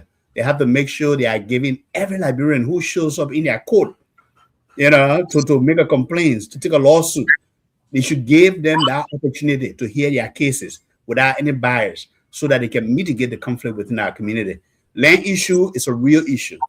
And I think it remains if not the second, it could be the third greatest challenge that we have right now in Liberia. After unemployment, after our medical system, I think the land issue, for me, in my view, is one of the top 5 issues that this government and any future government has to consider as a very important issue. And I'm sure my brother at the Land Authority, Mr. Sang Bakio, is doing a good job. He's taking, I saw a recent communication from his office, from the Land Authority, but they have to be more proactive. They have to make sure that they are helping to resolve and bring to bear some of these land cases across Liberia. Look, I look forward to an exciting show. It's a pleasure to be out here. And good evening to all of our listeners. Thank you. Thank you, Tamba. Mr. George, welcome to you. Thank you. Apple brand, eh? Yeah, amen. I see your chargers all behind you. They all look like Apple products, See all your charger there, but yeah, my brother Tamba was good to me, so he helped me have all these Apple products. I thought, but you are the Apple products, eh? Yeah. He is showing that ANC win 2029, even though he talk about in the background, he's supporting. Oh, in begging for support in the background. yeah, right. You haven't recruited me, man. I may be your competitor. You never know. You don't join ANC, Mr. George. You trying to bring over, or he begging you to join? He begging me to join. That's why he sent me all these Apple products. But let's hear you, Mr. George. We've been talking on a variety of social issues, from land disputes. We see mass evictions. We just witnessed one today on 5th Street, the Plonker Inn. The owner was put in possession of their property, so they decided to raid the entire land because those structures there do not fit in their plan for their property. We saw that of the CDC, headquarters, the former headquarters. Now we see some construction work is ongoing on that property. I see the building a new fence around. Probably, somebody has taken over that place. But we also have this thing of land being sold to multiple persons, people having serious disputes. And we spoke about some of the actions of some police officers on beats and at depots that derails the confidence in people going to police station. I was at a police station. I'm trying to get the name. I wrote it down. I'm looking at where I actually wrote that police station name. But I was there, and an officer was demanding $30 to close the book. And all these things. People are victimized. You tell them to pay $1,600 as a arresting fee. How can that happen? And then the liberalization policy. It's not being implemented. We have a lot of people, even the vice president received that complaint while he was in Ganta from the Ganta Business Association, that Ganta is being infiltrated. The foreigners are doing wholesale and retail, strangulating Liberian businesses that cannot compete. But we have good laws on the books. So why is it we found out that when it comes to implementation, it's zero? Yeah, because the people who want to implement it, who are supposed to implement the law, sorry about that, they are hungry. And because they are hungry, anybody that gives them $50, $100, they put it in their pocket. Look, all the issues you enumerated and you spoke about, Diamond, they are serious issue in our country. We play with it. I don't know a single Liberian. There may be one, but I've not come across a single Liberian who have not have challenges with obtaining land in Liberia. In fact, a friend of mine called me to assist in getting property, and the person was talking about Ralphie Highway. Now, anybody tell me they want to buy land Ralphie Highway, I tell them run away from those people on that Ralphie Highway. They're terrible. Why is it wrong? Because most of the landlords at Ralphie Highway, they are extremely terrible. Look, Diamond, a few years ago, when I was called back to Liberia, I was called to work to do to develop something. We bought 100 acres of land. And right now, that particular property, I don't think we actually have 25 to 50 acres of land right now, because it has been seriously encroached upon. There was a family who came to us with a mother deal. But after we purchased the land and we got there to start work, we had people come. We had to call the police. People came with cutlasses to attack. So I tell people, if you want to build on Ralphie Highway, you purchase them on Ralphie Highway, the day you go and when you're paying for it, your workers should start digging the ground, putting the fence around the land, and you start building, because majority of those lands on the Ralphie Highway are mostly purchased 2-3 times. Carisburg side, I think I can get high recommendation to the families in Carisburg, but Ralphie Highway is a very, very challenging place to purchase property, and we all know it. So that's the situation. Then when you come to Plonko, that side, that where I grew up, 5th Street, on that's the side of the road with my uncle. That side is a lot of family side. But on that, I grew up in that area. What happens after the Civil War? Those who were on the display that moved to Monrovia, they started putting makeshift structures in different parts of the city. That's the reason some of us decided to go to Ralphie Highway at that time, when Madam Seti was elected, to start purchasing property on that side, believing that the experience that we're having in Monrovia would not take that experience to Ralphie Highway. But now Ralphie Highway is not different again, because we're just believing that the structure, we're going to demarcate that side of the place and put in the right laws and principles going in that area. So that's the situation. So people are in Monrovia who came into the display, and they what the word in news, they were squatters, and in the capacity of squatting, they stay on those properties, and to eject them out of those properties are extremely, it can be very, very, very difficult. When it comes to the police, again, as I said initially, we don't pay our workers well. And if you don't pay people well in the country, this is what you get as an outcome. Our police are not paid well. With all the work they do, securing, protecting us and supporting us, when you come to the lower level, they are not really paid well. Even at the middle rank of the police is not paid well. So that's the reason why we advocate with my political leader of increasing the minimum wages of workers of government, of building up this economic profile, that people who are in different sectors are not tempted.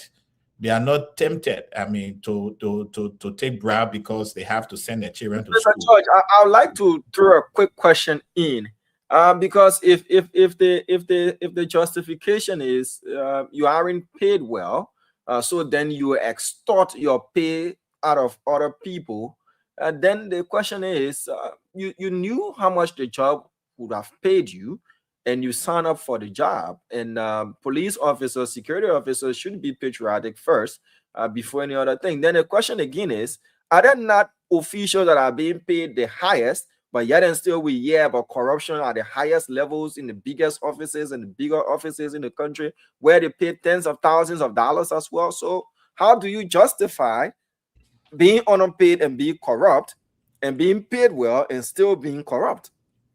Okay, so first of all, I'm not justifying the action. I'm laying down the foundation of the actions. So I'm not saying that taking money from people is right, but the issue here is that when you have unpaid workers in any place, security agents, even if the security of the state is at risk, if you have unpaid workers, and because they are unpaid, so therefore they have to pay themselves. Take for instance, Diamond, that mayor of Foya, who or wheresoever he came from, who told us that he's making $60 a month. If that man have 3 children and he has to send them to school on that $60 a month, if that man have to take transportation on that $60 a month, you and I know that within 1 week that $60 is done. So how will he manage it? The temptation to circumvent the law to take care of his family is very high. And that is what is happening in our police force, because yes, the question is right. Why do you take the job if you know the pay is minimum?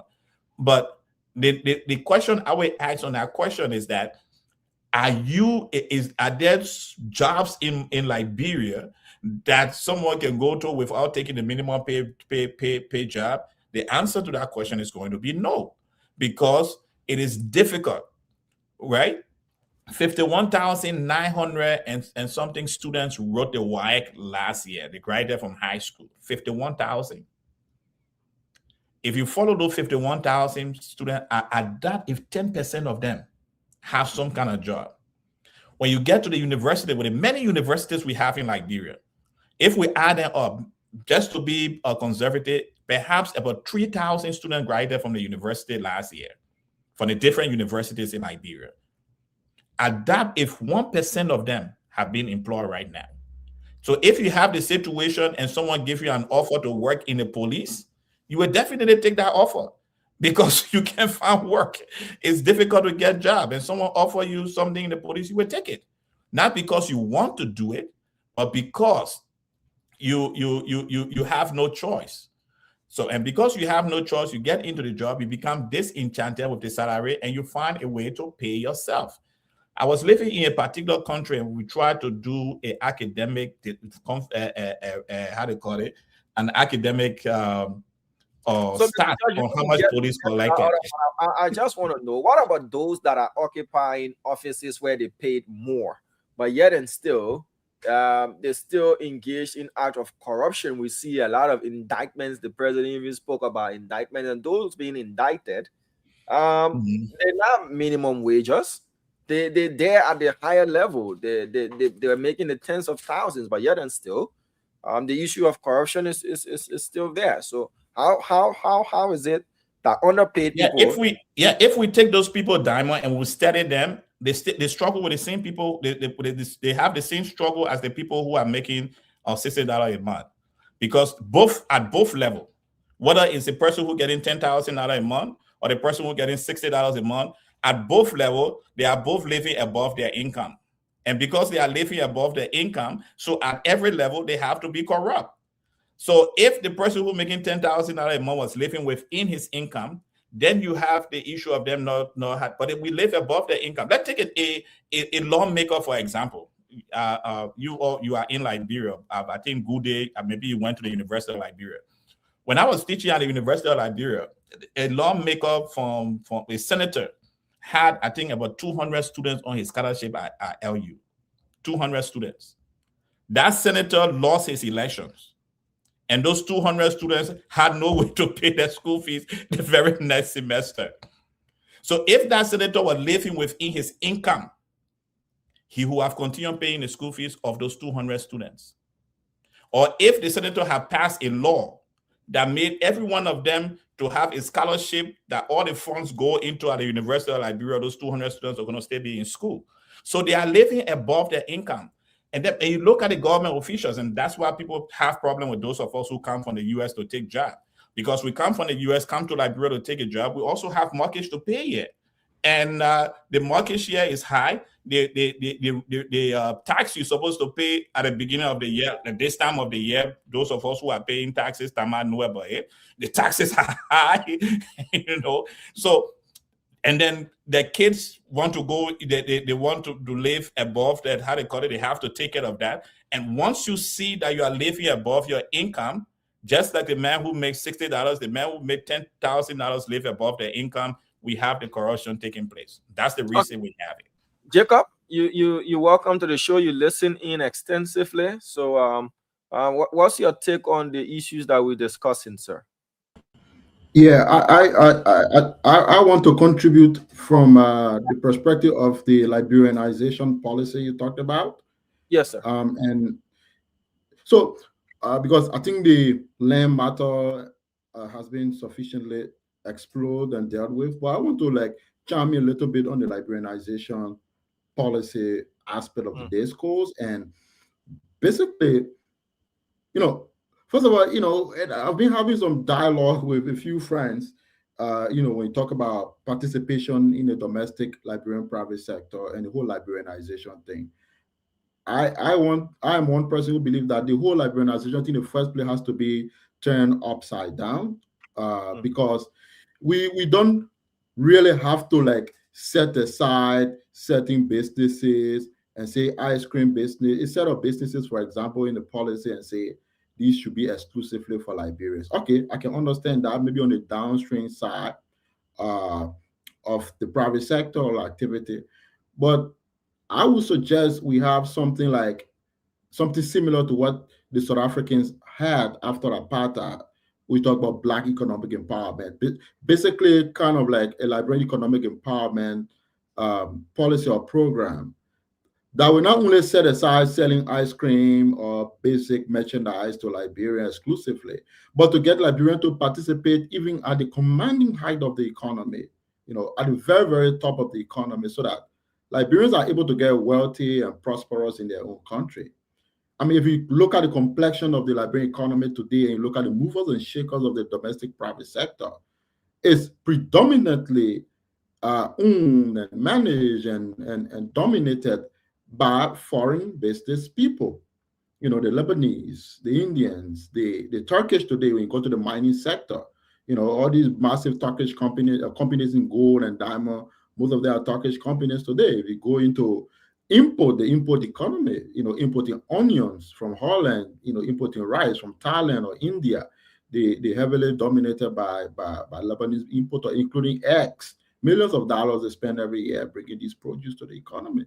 If you talk about petroleum, you know, you look at, you know, the Fullers, you know, dominate those sectors. You look at the Lebanese, they dominate those sectors. You look at the petroleum importation companies, and they spend millions of dollars every year. So if you go across Cinco, you see most of the real estate, you know, the offices, the office complexes, the apartments owned by foreign business people. So if you look at the Liberian economy, it's owned and dominated by foreign players. You know, you look at the supermarkets, Habel supermarkets, Stop and Shop, you know, hundreds of thousands, millions of dollars, millions of US dollars owned, operated, and dominated by foreign business people.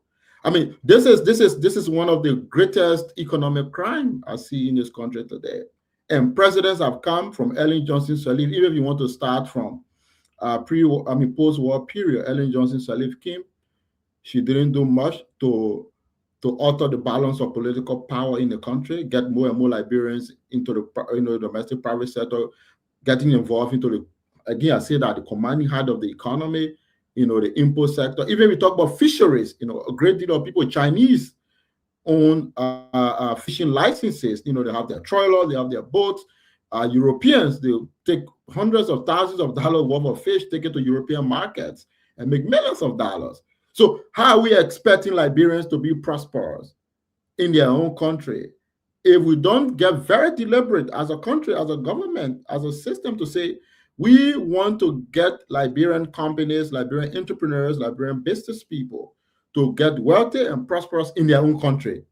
And then when you talk about some of these things, people say, oh, Liberians don't have, and I was listening to the public works minister the other time, and for me, I thought that was a very disgraceful supposition, not personally to him, but it's a huge letdown as a generation, particularly after the war, the last 20 years, if we don't want to even go further back in time, you know. And then he was saying, like, some Liberian construction companies are not going to get not going to get some contracts because they don't have the financial capacity, the technical financial capacity to fund or pre-finance some of these construction contracts. Like, seriously? So how are you expecting Liberian companies, Liberian businesses to have access to get financial capability or capacity to fund road infrastructure projects if you don't have the financial architecture on the ground as a government and as a country that will support these businesses have access to the financial architecture responsible to finance these contracts? For example, if SSF or Lebanese construction company goes and gets a construction contract and get competitive and wins a contract because they have financial capacity to do that, the capability to do that. Do you know how these foreign companies get the financial wherewithal to finance this contract? Because they have access to investment banks in the Middle East, in Lebanon. Their country provides them the financial architecture required to finance these big infrastructure projects. So who do you expect Liberian companies, or where do you expect Liberian companies to get the financial capabilities from? You expect them to get the financial capabilities from Liberian financial architectural entities, from the commercial banks in Liberia. And you expect the central bank or the government of Liberia to lay out the infrastructure required for Liberian architecture company to go and get financing from, to be able to finance these mass projects, so that they're able to at least make business, as a result of this.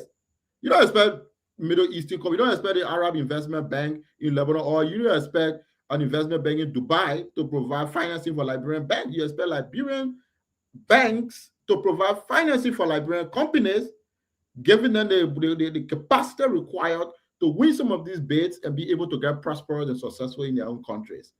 So that's some of the great injustice we're doing here. And for me, if you look at what is happening in this country today, foreign domination of the economy, these foreign people make millions and millions of dollars, in the mining sector. If you go to ArcelorMittal today, they bring Indian company to get mining support services.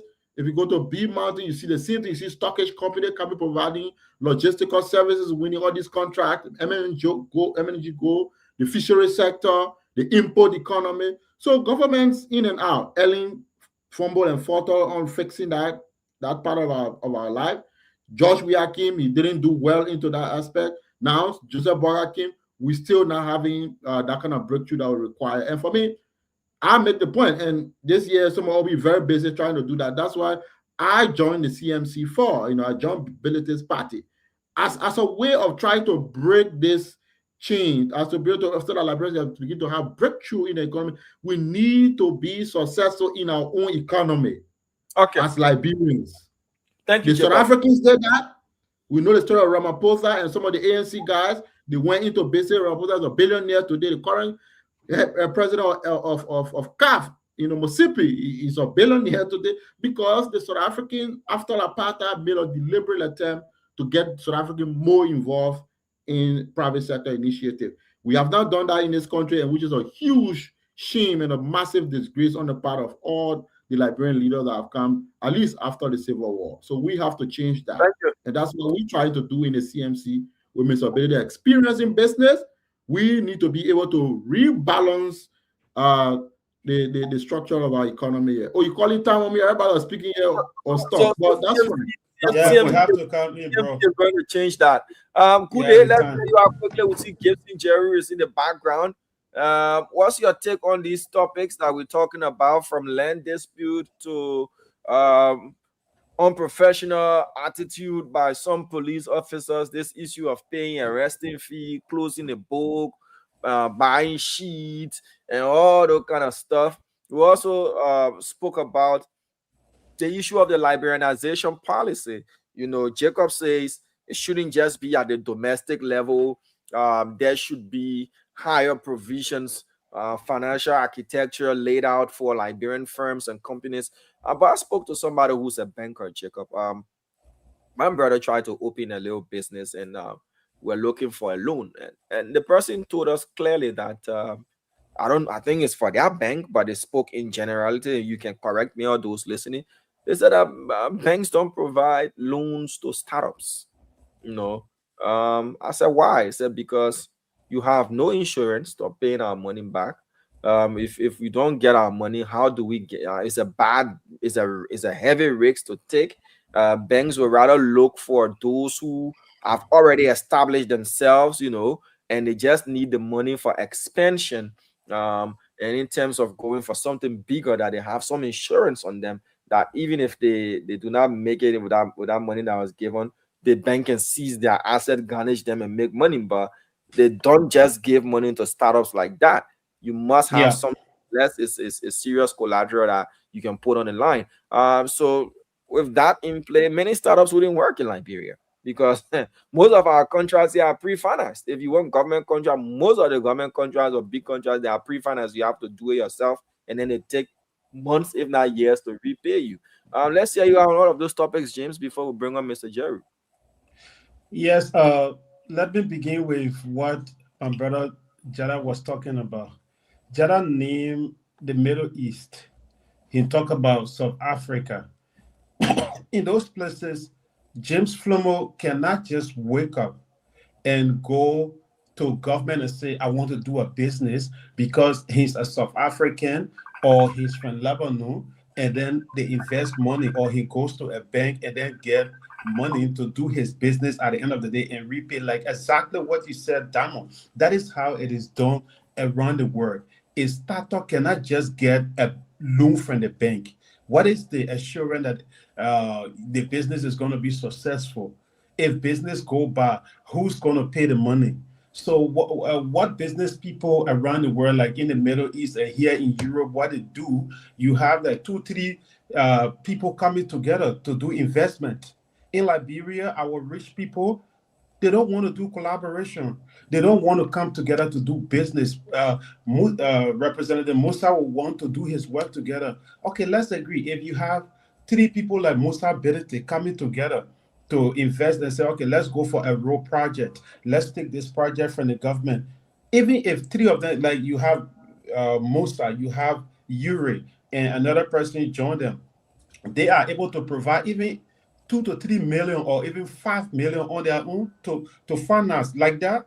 They will be able to get loan from government or from banks to start up their businesses, instead of you just coming from nowhere because you have the ideas, you have the business proposal, and then you walk to a bank. You say, I am a Liberian, I need to know. No government around the world would do that, bro. They don't do that. So for me, the Liberianization policy we have currently is good. All our leaders need to do, they just need to implement it.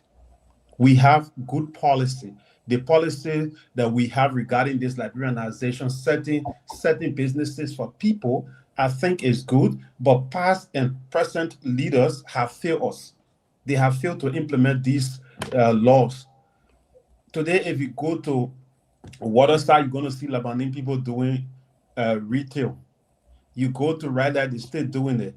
Do we have Commerce Ministry enforcing these laws and say, no, you can't do this? You just have to do wholesale. Where are these agents that are in the field to make sure that those businesses that were set aside for Liberians are only for Liberians? They will go in the field to do implementation, but something like what you were talking about, they get brave and they move on. So I think our current leaders just need to implement it all.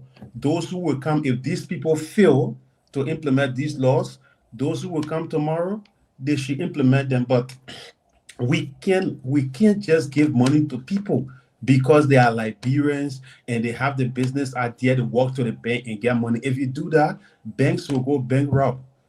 At the end of the day, we will put these people out of businesses. And with what Paul was talking about regarding corruption within the police, corruption in Liberia is a systematic problem. Even in the house, in the churches, in the mosques, right among us, corruption is a systematic problem in Liberia. If you talking to me? Sorry. Oh, okay. If you give, if you think I'm lying, if you are listening to this show, you have 3 children in a home, just give the older person or anyone among them, give them $50 and say, take care of this money, make sure everyone gets what belongs to them. some people still going to get less. So it's a systematic problem. And how can we target this? It has to start with us. We ourselves need to work on our attitude, our minds. We need to work on them. That's the only way corruption in Liberia will be minimal. To me, I believe corruption can never get eradicated rather in our country. It can get eradicated because it's now in the fabric. And when something gets into the fabric of any instrument, it becomes terrible. And corruption has become terrible in our society that you're talking to your girlfriend or your wife or your family member, you are like thinking, are they saying the truth? You send somebody in the market to go and buy you pen. If the pen is $5, they will tell you $6, $7. Sometimes I experience it. Yeah, it's $20. They tell you it's 25. It's 35. It's 40 because they want to get something. So corruption is a problem in Liberia. And how can we solve it? It's not about the money you get, because before you take any professional job, you already know how much you're going to be paid. You already know, just in conclusion, you already know what is your pay. So if you know they are paying you $150 in the police and you accept it, you should be man or woman enough to just take your salary and go home because you signed up for it. You cannot be getting your $150 that you signed for and then still go in the street to corrupt. And again, yes, we agree that government needs to improve some of these people's salary, but you cannot use that as a benchmark to go out there in the street and start stealing. Okay, thank you, James. Mr. Jerry, you've been around. You've covered a lot of stories that some of us have not even reached half that mark. And so you have in-depth knowledge in all of what we're talking about. Just make your points, sir, so that we can go around the table again and make it more engaging for everybody. Go ahead, sir. On the issue of the banking system and taking loan, I think what need to be done is the government need to put in place an autonomous body that will be able to give out loans to small business organizations. They used to give loan at the Central Bank of Liberia to support small businesses. I know about that. A friend of mine was able to build a hotel for herself in the Smenoti area, but then she came to America, and then she finally paid off the loan. So I don't know if the Central Bank is still doing that. That's a good way to do it, but I don't think Central Bank is the right place to do it, because Central Bank has a lot of responsibility that it can do. But if you set up a small business organization or small business office, and there's an autonomous business office that manages debt, loans and debt and coaching of business people. Like in America, I think Gallus here maybe live in America, and Emmanuel here knows there's something in America that called Small Business Administration. They were able to give me $20,000 for the first one, and it's $7,000 to establish the office I'm in now. It's a nonprofit to be able to help people to do other stuff. So that $27,000 helped me a lot. I'm not even to pay back once it's a nonprofit. All I need to do is to tell them operate for 5 years and say I didn't raise any money, and then they let it go. So that's what I am. But if it's a profit business, you can get up to 75,000. Then the business become a collateral. So what they're going to do, they're going to work with you. You start a business. They make sure they get a coach. You get a business. Then that business become a collateral. So if you're not paying, they can send somebody to take hold of the business or sell the business or sell the equity or continue to coach you. That's in one way. Like I said, he gave 15,000 people $1 million each. So that's $5,000, $5,400. I think that is not a proper way to help people to grow. I think that 1 million each of 15 people. I don't know math. Damon told me you are a mathematician. So 15,000 times 1 million. That's about 15 billion. That's about 15 billion Liberian dollar. That 15 billion Liberian dollar, they can split it into 20 businesses instead of 15,000 people, and put aside certain amount for those who want to start new businesses, and by the new business administration, and that business administration can coach these people and allow them to elevate. If you go to the bank is trying to look for money. It's going to be difficult. Dama, you are right. They don't usually give starters money because it's a risk a lot. On the police thing, I agree with you. Good day. The systemic the corruption in our police is not today. It's not today. It's from all the way back Tower Town. I went to Monrovia in 1972. I stayed there until Tower the police. We should call them Fala police. Those days, Fasten police. Or we get them to call them Fasten police. Those of you who live like me, we should call them Fasten police. The Soyapo, we should call them No-Go. They were not even respected. So they used to take bribes from taxi drivers, from everything. The same thing happening today.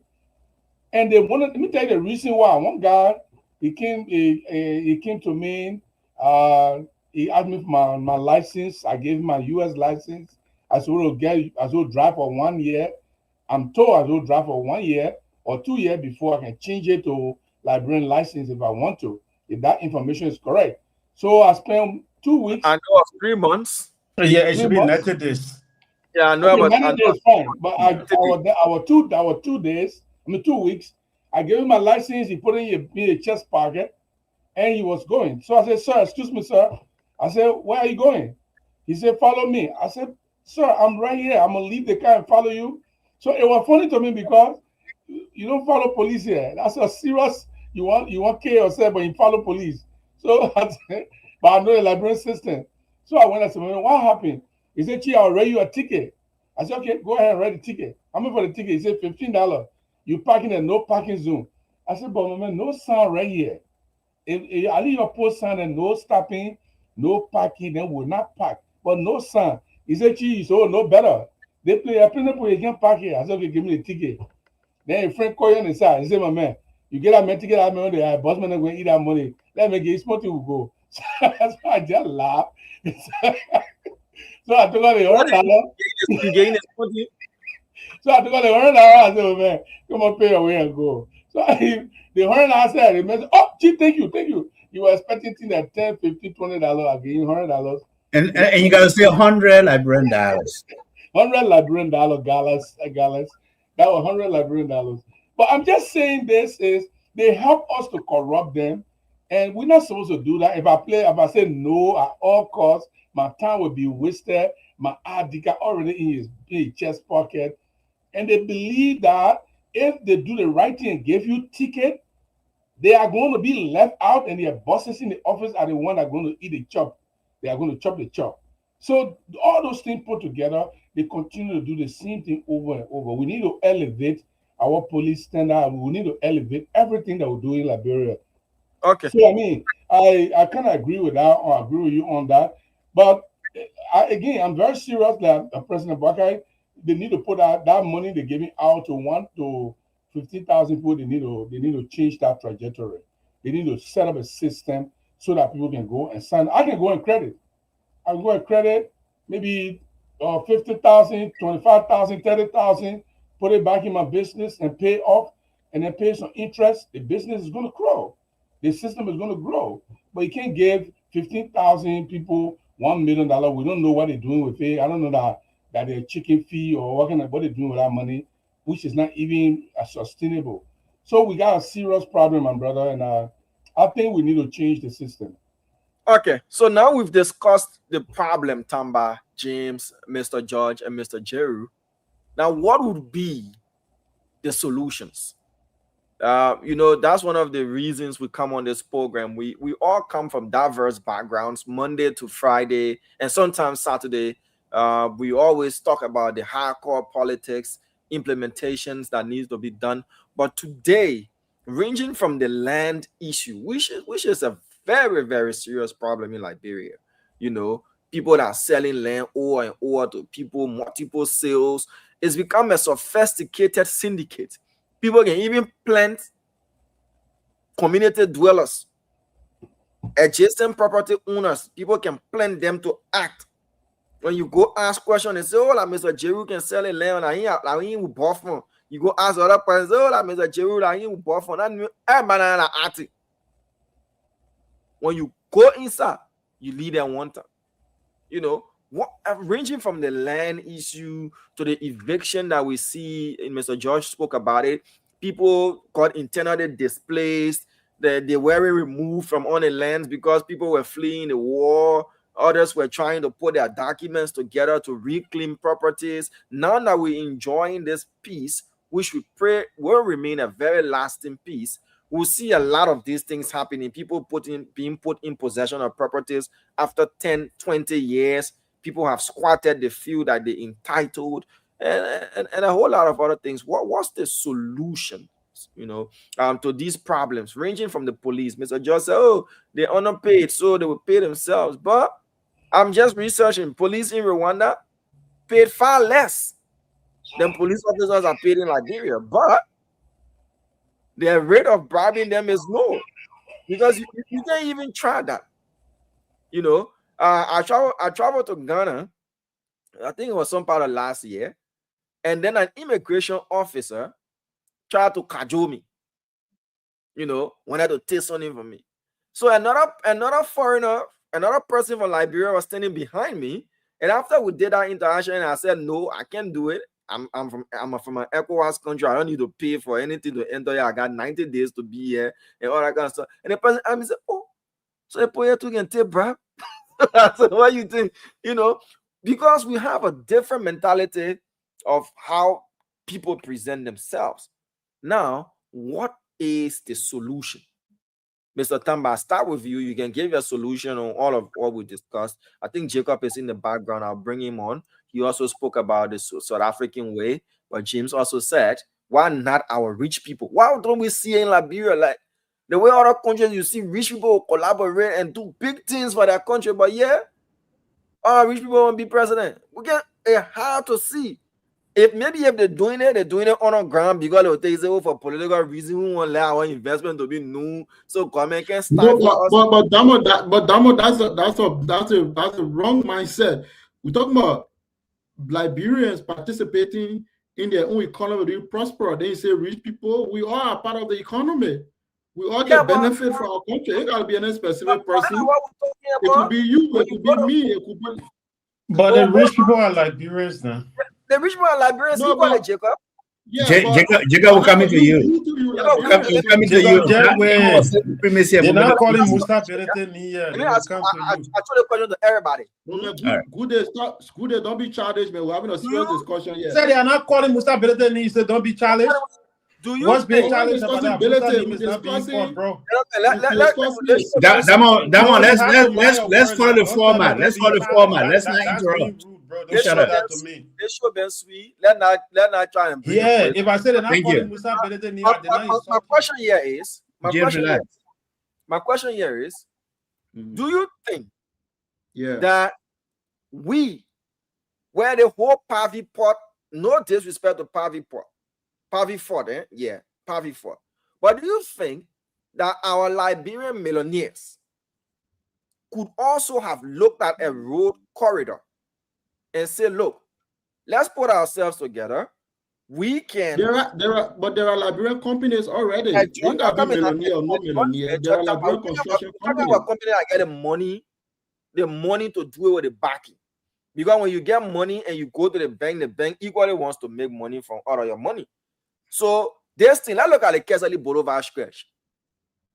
Don't you think our rich Liberian people can put money together and have a joint venture and say, let's do the Kesali Boulevard, we'll put two boot on it and raise our money after 5 to 10 years. Okay, let me provide small, other big brothers on the show, they can contribute. But most of these companies... They say Tamba, then you join Isaba. Yeah. Tama, I thought you were talking to me. I didn't know you were talking about Tamba. No, Tamba, go ahead. Jacob, you interrupted too much tonight, man. Thank you. No, I didn't hear your name. Yeah, go ahead.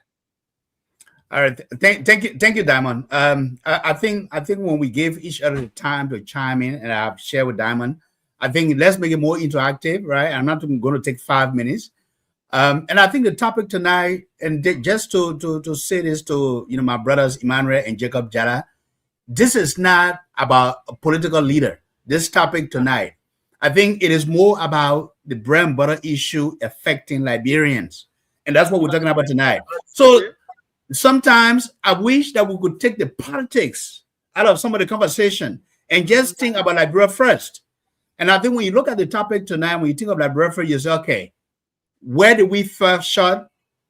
Where are the opportunities for us to improve, right? Around our policing, around our small liberalization policy.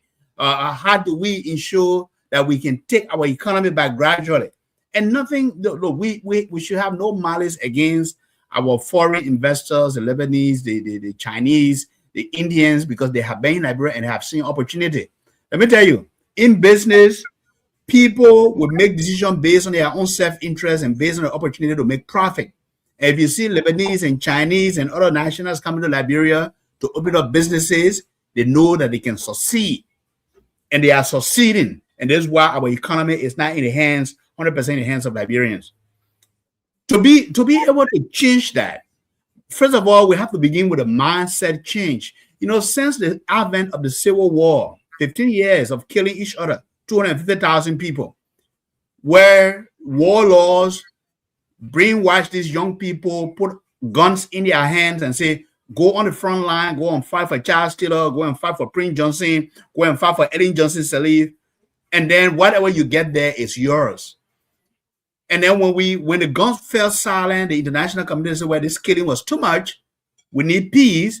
They went to Accra, they carved out the ministries and the revenue agencies, and they give it to factions. And that behavior for people to think that, oh, they can use violence to carve out, to get a piece of the state, you know, businesses and resources and control has to change. We have been out of war for over 30 years.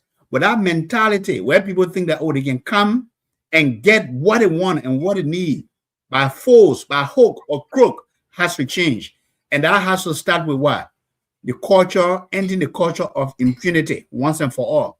And I said it on the show the other day, those interlocking relationships between the secret societies and tribal affiliations and counter support, we cannot, our presidency and the legislature and our justice system cannot continue to rely on these relationships, you know, to thwart justice, to frustrate the efforts of the current administration, for example, to end the culture of impunity. So let's start there.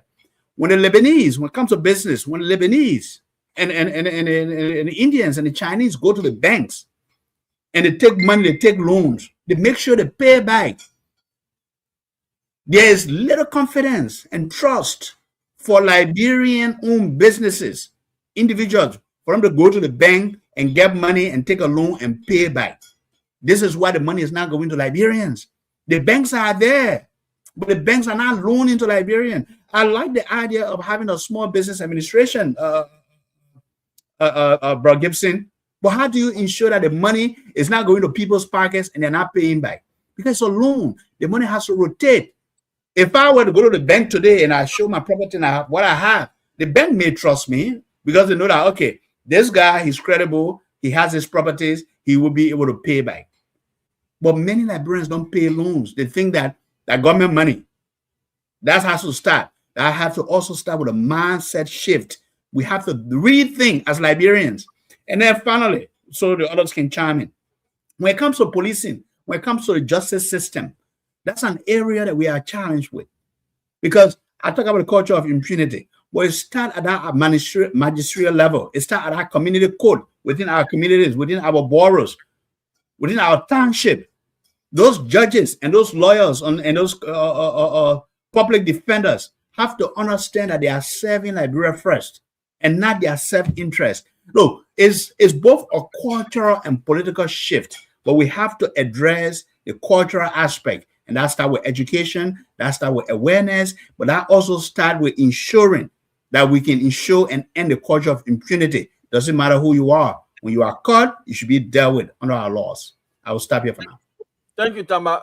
To you, Mr. George, what are the solutions? What do you think we can do, you know, to solve some of these problems? First of all, let's make it clear. Our law says that if you are of African descent, you can own properties and lands in Liberia. And studies have shown that a good number of our Lebanese brothers who come, they get married to our sisters. And I think there is a court case, right? Gibson, you can correct me. Hash, right? Hash, who was the richest at that time. His properties are still in Tony Hash. Yeah, his properties, because the children are still trying to, how they call it. I think so. I'm clear of that, if I'm not mistaken. So once you marry to a Liberian lady and you put a property on name, as is the case of that, if I'm not mistaken, is the large case of that Lebanese brother who lived in Liberia for so many years, then it become a property owned by a Liberian wife and who have a kid that is of Negro descent, and that's the law. Be that as it may, our government should actually follow the policies they have on book and make it easy for Liberians to invest. We should take the Liberianization policy seriously. When the inspector of the Ministry of Commerce go into the field to inspect, when he or she sees a bottled water company that is not being run by Liberians or does not have a majority Liberian shareholder, they should close that business. That's the solution.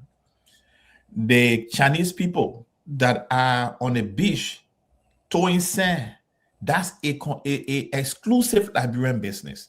They should stop the Chinese from doing it. So most of the thing lies in the hand of the Inspector General of the Ministry of Commerce, who goes in the field with our money, doing our job to make sure that he or she ensures that those businesses that should be Liberian owned are Liberian owned. Mr. George, I just want to bring a quick point to you, because there's something that happens on the field. When you go to these businesses, you see from the article incorporation to the business registration, on paper, you see a Liberian name as majority shareholder, which defeats the purpose of you saying it's a foreign business. And some of these businesses even have Liberian names as 100% owners. Now, when you go to their bank details, if you're able to have access, you find out that this Liberian owner, who's on paper a majority shareholder or who owns the business solely, is not a signatory to that account whatsoever. Is that a way to investigate that as well? If we're serious, about these businesses that are claiming to be Liberian owned, to subpoena their financial, records to know who's actually running these businesses, because you go there and they will tell you and tell the inspectors it's a Liberian business. Yeah, the paperwork is owned by a Liberian. We're just working for that person. So, Diamond, either the Liberian man who name on a business is very stupid. Sorry, I'm using the word stupid on Facebook. He's very stupid, or something terrible wrong with him. Because look, if someone put a business in my name and is successful, I'm going to court. But let's go back to the point you're raising, which is a very, very good and intelligent point you're raising. That's why I have gone to, as stated first, the Inspector General at the Ministry of Commerce, who goes in the field every week inspecting these businesses. The second is the work permit at the Ministry of Labor. The work permit at the Ministry of Labor will determine these businesses and who are working at those businesses and who are asking and signing for the work permits. That will give us an idea of how these companies are operating. And if at the Ministry of Labor, when I put in for a work permit and it is found out that there are Liberians who are qualified to do that job, the Ministry of Labor should be asking those salient questions instead of just running after the money that they are paying them. Second, I believe we are on a track. We should digitize and centralize our land sales in Liberia, because almost everybody that has that land have been sold to them twice, and all the people that have deed for those land, you will find out that all those deals are probated. And in my mind, I keep wondering, how come the probate court is signing 2-3 deals, for the same piece of property? So that we have to also go to our justice system. And it's one of the beauty perhaps of this complex that they are building. And today is free politics day, so I'm not going to put it into it. But maybe that's part of the advantage. If they modernize it, we'll be able to capture these data.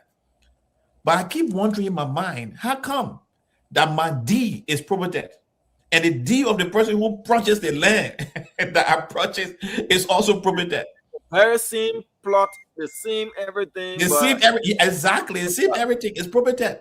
So we need to centralize and digitize our land in the country. It may help solve these land dispute. And I agree with Tama on that. In fact, there was a point in time where international research shows that if there was going to be a civil war in Liberia again, it was going to come from the land, for land issue. And we have not a civil war, but many clashes on the Ralphie Highway, with people with cutlasses on both sides fighting because the same property have been sold to more than one person. Now, when it comes to the issue of corruption, I know people are fighting me and beating me about, they should be corrupt because the salary low. When it comes to the issue of corruption, first of all, let us be clear. Corruption can never be eradicated in any system. If it was, we won't have the Enron crisis here in the United States of America that almost brought the financial market down. But it can be minimized. So when the president said in his State of the Republic address that out of the 11 cases they had, indicted cases, only 2 were prosecuted, we need to increase that number. We need to increase that number. And we need to monitor our police. I was talking about a study, and you start me down. When the study we found out in a particular country that the police, the money they were collecting for the street, they were collecting something like, if you pay each police officer for what they collect for the street, at the end of that study, we concluded that they should start paying the police because they were already paying themselves, because they were getting more money for taking I won't call the currency on the street they pay. It was a research we did, and we found that out. If you start paying them because they're already paying themselves. But the police have to be monitored. When these officers are collecting the $5, the senior officer can be passing because they themselves I don't know about Liberia, but other places that I have been part of these studies, we know that when the police collect the money, they go back to the police prison and they share what they collected with the senior officers. That's what my study in other countries have shown. I have not done Liberia, so I'm not going to lie on Liberia. I don't know whether people they can go back to the station. No, Liberia, the post susu. Okay, and share with the senior officer there. But in other places, that's what happens. So we need to monitor. We need to monitor that, and then we need to equip the police. I agree. One time I said, we have seen it. When you get to the police station, you call the police now, you call the police hotline now that you have an emergency. They will tell you no, how they call it, no gas in the car. You should pay for gas. And then when you pay for gas, they will tell you the printer ain't got ink. You should go and buy ink to put in the printer and you want them to do the work. We should be able to equip our police. I hope I have covered all the points we discussed. I think those are a solution, and we can do it. We can do it as a country. In fact, we can privatize some of the function of the police. I have seen it in this country. I don't like to give an example of the US when I'm speaking, but I have seen it, and it's amazing of how the police in this country are paid, right? When you're having a funeral and you go to the police station that you need police, you will pay them. If you're having a program and you need the police to come on the field, right, Tama, to how to call it, there are charges for those things. So how come we can, all these protesters that want to protest in the street, don't fight them. put charges. Let them pay for the police, at least that level, the corridor that will be blocked. Let them pay for it. Students that are having graduation, blocking the street, let them pay for blocking the street. Let's put charges to these things. Either it's going to stop, it's going to minimize, or we get some revenue that comes into the country covers. Because all these things that we do, finally, in the morning in Monrovia, we always open a tail lane. I may be wrong, but this thing been running through my mind, Tama and Gibson.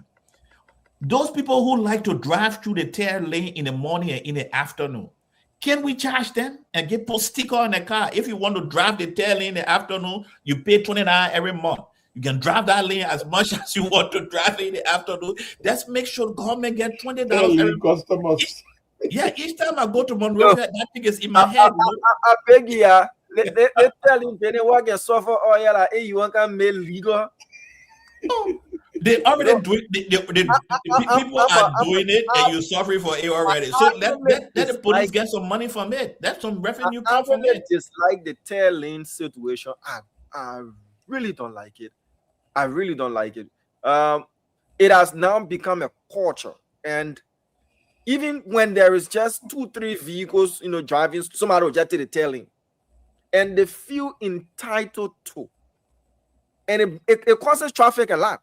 Because when they take the tail lane, they now will converge at a single spot. Those on the tail lane will always want to force their way in to get back in line. So then all of that speeding leads to a blockade right at the end. Personally, I don't like it. But Diamond, the last time I was in Monrovia, there was a police vehicle. It has become a culture now that people just feel like when there is a small little traffic congestion, they take the opposite lane and stuff. They can do it like they say they own the lane set.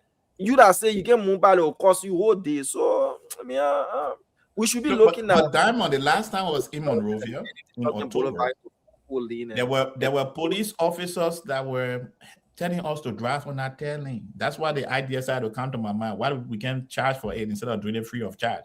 Because it's already in the morning when you come in from Painesville, they open that tail lane and have one lane going. So why can't we make some money from it if we are doing it? I feel like the tail lane thing is telling us that we need a bigger road. That's what we should be looking at. The number of vehicles in Monrovia have increased overwhelmingly, and we cannot be maintaining, and also need a lot of detour roads as well. I see the Ministry of Public Works is trying to do that. To create a lot of detour like Peace Island to Pagos Island to get to 72nd. So if I have nothing to do on the Tubman Boulevard, I can use that detour. We need a lot of detours and we need a bigger road as well. Mr. Giroux, on the things that we've discussed, what's your take as we're finding solutions to some of these problems as to why we have good laws but no implementation, whatever? The first thing, there's so many problems in Monrovia, and I have encountered some of them. Talking about the liberalization policies.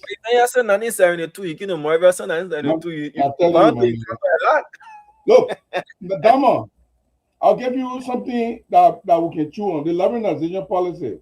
No Indian or Lebanese supposed to do retail in Monrovia. Retail belongs to Liberians. But I'll just tell you right now, Nikon, because I do wholesale drinks, retail and wholesale drinks. I do bulk sale as well. So this guy, my wife went there. She went to buy $2,000 Nikon products. You know what they did to her? She looking at the products. They are on the pallet. They say finish. Then the other Indian man came to her and said, and show her it. I'm not going to call that store name because for legal reason. And show her a store to go and buy. So what they do, they gave it to their friends to go and carry it and sell it bulk. So instead of buying wholesale, they sell one pallet, one car to you, or one carton to you, or one or something to you. Then you will go and sell it the way you want to sell it. So we wanted to do some damage because for me, I'm a real tough journalist too now. I sent my boys there to destroy that whole thing, but then I told them, I said, y'all leave it. There'll be a plan that we'll do it. That is a violation. The Ministry of Commerce, go to NICON, send people. Don't go there as government official. Send somebody who want to go and buy wholesale and see what they're going to do to you. You will see the pallet full. You want buy, they'll say they're not selling wholesale to you. And they'll tell you to go to their friend there, and the friends will sell it bulk to you so that they make more profit. That's another thing. You talk about police people. These police people, like you said, are problem. The police ain't any general. Me, I don't want to have my head. These people they can't hear. What bling in what must say? They're too bad. They are very, very bad. Look, I don't want to say anything about the police right now because there are so many things that I have seen. Somebody stole from me. I called the police officer. The police officer went, apprehended the man. The man asked me for $60 to take the man to jail. Are you kidding me? I told the man, I said, release the man. You want to? I said, my man, $60 US. He said, Chief, give me $60, we'll detain the man for as long as you want. Then we'll detain the man. I said, but you can't do that. The law says only for the 8 hours, they charge the man. Carry the man, you charge the man, whatever you see any probable cause, charge the man when the man go to court, then we go to court. The man say, Chief, that's that waste of time. I say, okay, the man not steal from me. Let the man go. Let him. The man was talking, I said, leave the man. The man steal anymore. Let him, my man, you steal here, you can go. This is an inherent problem, especially for those of us who are dealing with the public every day. You driving in a policeman, I'm in 4 speed. The police making a stop in front of me. Why? I said, man, what happened? I stopped. Because when I stopped, I just, I said, man, what happened? He said, I don't see your insurance. I said, man, look here. Look at the insurance number right here. He said, oh, but why not big? Your friend can be big red, and why over there? I said, my man, every time they will get a C size, they want that they put it here, that the small one here. The other big one, they not change it because it takes more space. He said, no, that's not true. Let Parky will go to the Ministry of Transport to verify. I said, me and you will go to the Ministry of Transport and say, yeah, I said, okay, get in the car, let go. Then he said, no, before he kidnapped me. I said, oh, but you want to go to the Ministry of Transport? How you get there? He said, I'll go. Listen, these guys need train. Most of them are trained, but it looks like poverty, lack of sufficient money to take care of their home, the delay of salary. All of these things are taking a toll on these guys. We really, really need to look. The other day, Damo, if you can remember, somebody did something unprofessional that can cost somebody's life in my family. I dismissed the person and said the person is dismissed for medical improprieties.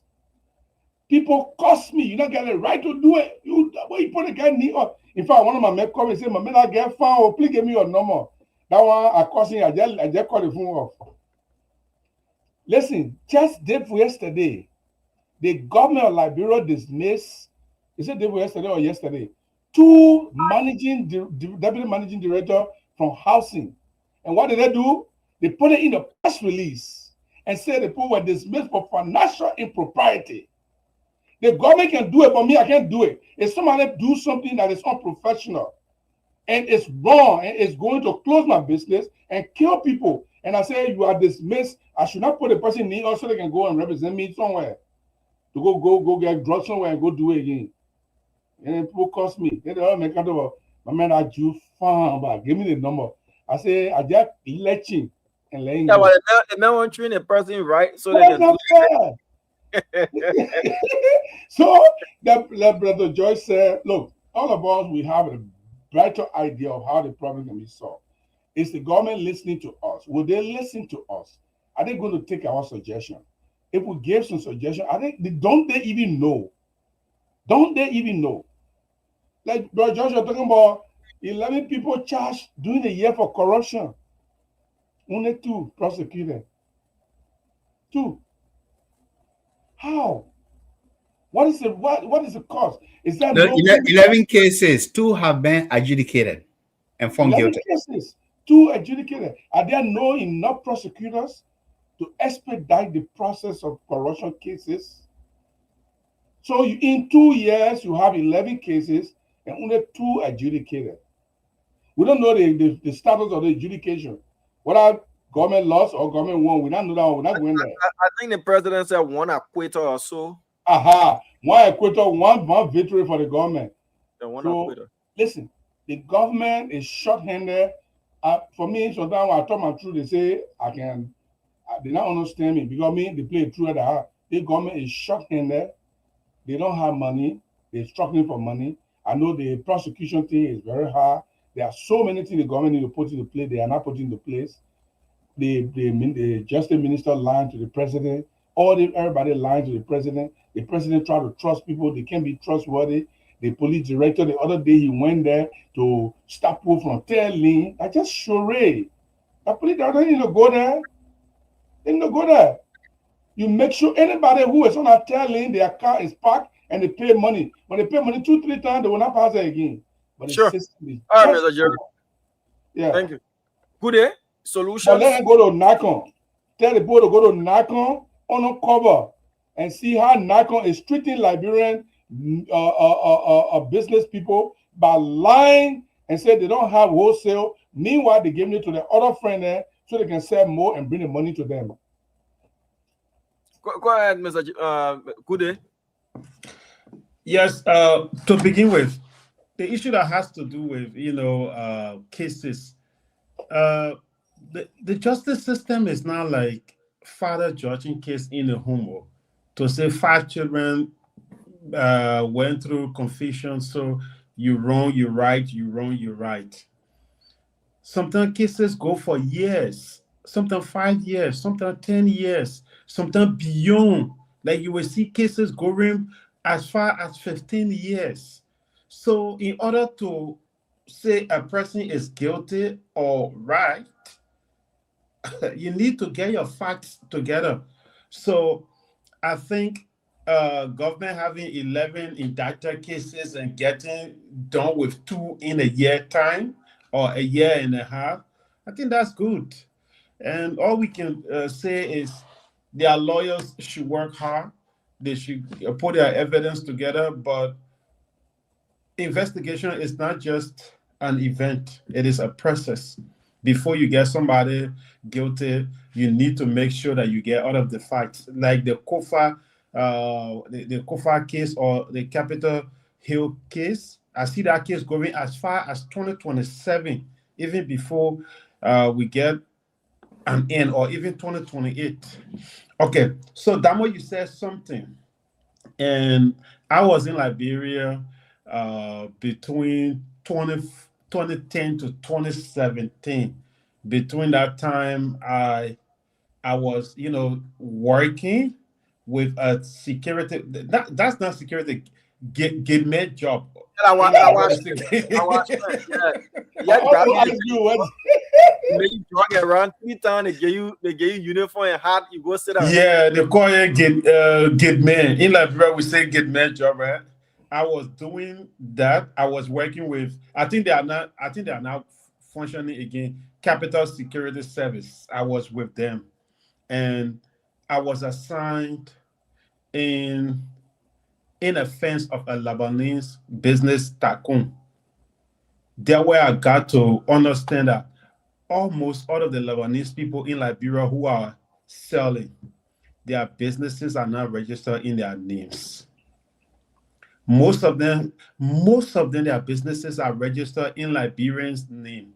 Like on 11th Street, if you go on 11th Street, the left side, if you go on 11th Street, you ask there, most people around there, around our cafe, most people around there know me because I was working right in our fence. And like I spent almost all of my time on 11th Street during that time. So most people on 11th Street, those who were there at the time, they know me. So that way I got to know that secret. What these people do when it comes to Liberia, they will fall in love with our sisters and register their business in their name or get a Liberian friend like me, Jerome or whoever, and then register the business in your name. So most of the Lebanese businesses you see in town, they are not Lebanese businesses. If you're going by law, they are Liberian businesses. They register these businesses in Liberian people's name, or they give them higher share, and then they will be part of it. But their shares will be little. At the end of the day, the Liberian person will have the highest command in our business. But it's just like in the security, how do they call it in the intelligence community? Offshore account is like an offshore business where you just do something like that in order to just pass it somehow to evade something. So that's how it is like in Liberia. Most of them, and that was the time I got to know about that, because I work with these people. Like I was good man, and we became friends. Their children used to talk to me. I used to clean their rooms. I used to do everything. Sometimes wash their clothes and things. So we became like families. That I learned that. So when we're talking about Liberianization, we Liberians too, we need to stop. If I can go and give money to a Lebanese man to do business, I should benefit as well. One case that really became serious problem, a Lebanese guy came to visit the person who I was working for. He was using this Liberian guy name, and the Liberian person requested that he needed a house. And he said he cannot give him the house. And at the end of the day, I don't know how to settle it. It became a serious problem morning where they had to call the Liberian guy to the firm where I was working for them to settle between them. So it is a serious problem. That is the first corruption, the first round of corruption in the business sector in Liberia. Liberians will go and front for these businesses just to get little things. So that's one of the problems we need to settle. And in conclusion, because I'm leaving now, it's already late there. I'm leaving. So in conclusion, like what you said, Jerome, again, the major problem, Damon, like your question, the major problem is enforcement. We need our law enforcement, the authorities that are responsible for these implementations. We need them in the field. And again, when they get in the field, they will take money because they need to survive, and they believe that that's how they will survive. So it is a systematic problem, and in order to get rid of a systematic problem, it takes a lot of time. You need technocrats to come together. You need a willingness of the people. You need these people to decide that yes, they are willing to change. But if that is not done, Damo, I'm sorry, our generation will not achieve anything. Before we were born, those who came after all, like Jerome generation, Tamba generation, Paul generation, before they get to our generation, it got chronic. And when our generation came, we just got embedded into it, and it is just going like a systematic problem in our country. So it is a serious problem that we all need to come on the table and see how we can do it. The churches, they need to work. The monks, the shrine, they all have to come together. They all need to put their hands together in order to solve this problem. If not, we will go the next 100 years. Maybe those who will come after us, they will solve it. Thank you, Gude, and have a wonderful night. We have 80 minutes to be here, so we can use that time to wrap up. On Saturday, we don't go up to 12 because we need to allow the equipment, to rest a longer time so that we can go full blast on tomorrow. So I'll begin with you, Tamba. You are the first on here. So you give us your closing comment. Then next will be Mr. George, and Mr. Jerry will then close us for tonight. We've had a wonderful conversation, discussed the problems, discussed potential solutions. By the end of the day, it's left with we as a people and our leaders to make these changes if we want to see our country do better. I've been listening throughout the show, and I've been wondering, if we had a larger percentage of Liberians having a say in our economy, this issue of the percentage of joblessness and putting out graduates every year, and we do not have any sponge in the job market to absorb them, because when you look at the formal sector in our country, you find out that accountants are brought in from India, whereas We have Liberians graduating with degrees in accounting. We have managers being brought in from other countries, and our people are studying management and the rest. So where is the opportunity? When you try to do a startup, you don't get the support because, as you said, banks don't want to give money to startups. We don't see a lot of competitions and the rest from government and private institutions where you come up, you do your incubation, you come up with your business strategy plan, everything, and you win some kind of loan or some kind of money at the end of the day for best project and the rest. We don't see these things on a large scale. So at the end of the day, we found out that unemployment will keep getting high. The more graduates you put up, the more young people get to the age of working and earning an income and they don't get jobs. It's a security risk to those who are the few that are making it. You in your community, only you won't get current because when current go, you able to afford generator. The whole community dark. Only you.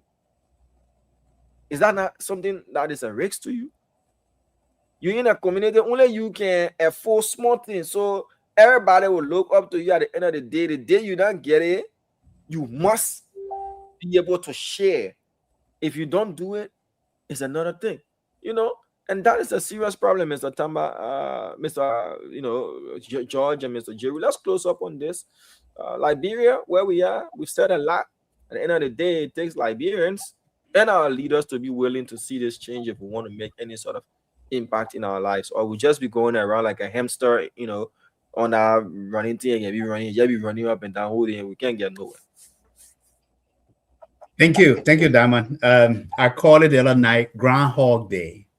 So this is probably an Irish myth where you keep reliving the same thing over, the same experiences over and over, and every time you wake up, you relive it.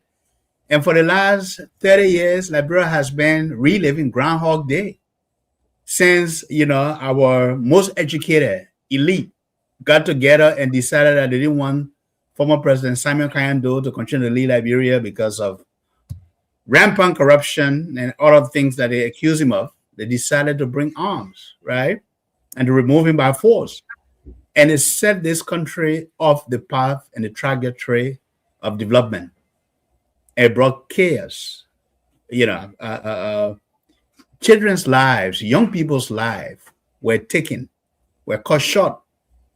People's futures. Some of us were just barely lucky to get out. And we returned to Liberia because we love Liberia, because we had that nostalgia. When you have something in you that you can take out, you are like, that love is just there. And that's what we returned to Liberia. But the topic tonight, Diamond, in my conclusion is, look, we may have 20 plus political parties across Liberia. But in this day and age, whether tomorrow is another party, whether it's CMC, whether it's AMC, whether it's my party, future party to be named, coming to power in 2029, my party is coming to be named. But this is not a single party challenge. This is a national systemic challenge, Diamond. And I'm so glad that we're having a little non-political conversations tonight. It's not just about the politics. The biggest challenge we have today remains job creation. I think someone have said every year we graduate tens of thousands of young people coming from high school and universities. How are we absorbing these young people within the economy?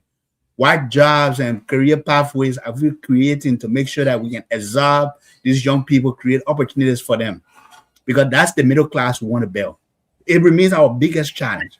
So I understand when I saw the outrage recently after President Boakai's SONA address, where he said the government created 70,000 short-term jobs, people reacted because they are not feeling it. The ordinary person is not feeling it. They are not feeling that the economy is working for them. And that's a challenge for us, remains a challenge for us. But we have also seen that we need to end the culture of impunity. As I said earlier, we are no longer in the period of war. We are no longer in a society where guns are where guns were being used to make the law. We have passed that stage. And this government and any future government, starting from the magisterial code, from the local code, from the JPs to the police station, they have to make sure they start to ensure that there's impartiality in how we hold ourselves accountable, how we apply justice to the ordinary man. Otherwise, you create that mistrust. Someone will not want to go to the police station because you have to go and give $30 before a policeman can come because someone is insulting you or assaulting you or trying to, to really hurt you within your community. We have to stop that. It takes Liberians. It will take Liberians. Collective action. And we have to start with a massive change. We also have to stop treating Liberians as second-class citizens in their own country. And this is a serious issue. I have experienced this. And look, I have no malice against foreigners. But if you are seen as someone who have a little bit of resources or money and you can spend on these police and other, judiciary or judges, you tend to get a favorable outcome in our judicial system. Or because you have connection to the secret societies, or because you are a minister, or you have a government appointment. That has to stop. We have to bring back the trust for citizens to trust their government, to trust their justice system, to trust their police system. That's not there today because of the behavior of these people who are trusted with authority to adjudicate and administer justice. And then finally, so my colleagues can come in, how do we take back our economy? The culture of impunity, we have to deal with that. We have to find ways to create jobs. But how do we take back economy? How do we get more Liberians in position of authority and opportunity so that they can begin to gradually take back the economy? We got to get intentional. I like the idea of the small business administration that we have in the United States and other countries. But we need to begin to educate, not only to accompany Liberian businesses. We can do training, we can do, accompanying opportunities where you understand that if you get a $10,000 loan from a bank, that money is for you to turn it around and return it so someone else can also grow their business and get that same opportunity. We have to let Liberians know that, look, this country is ours. And if we don't take that collective action, if we don't become intentional about making Liberia a better place, we'll continue to live this Groundhog Day. We'll continue to relive and we'll keep complaining about leaders, one leader after another, one government after another, because we Liberian citizens, we are not being accountable. Yeah, I talk about leadership every time. That's my area.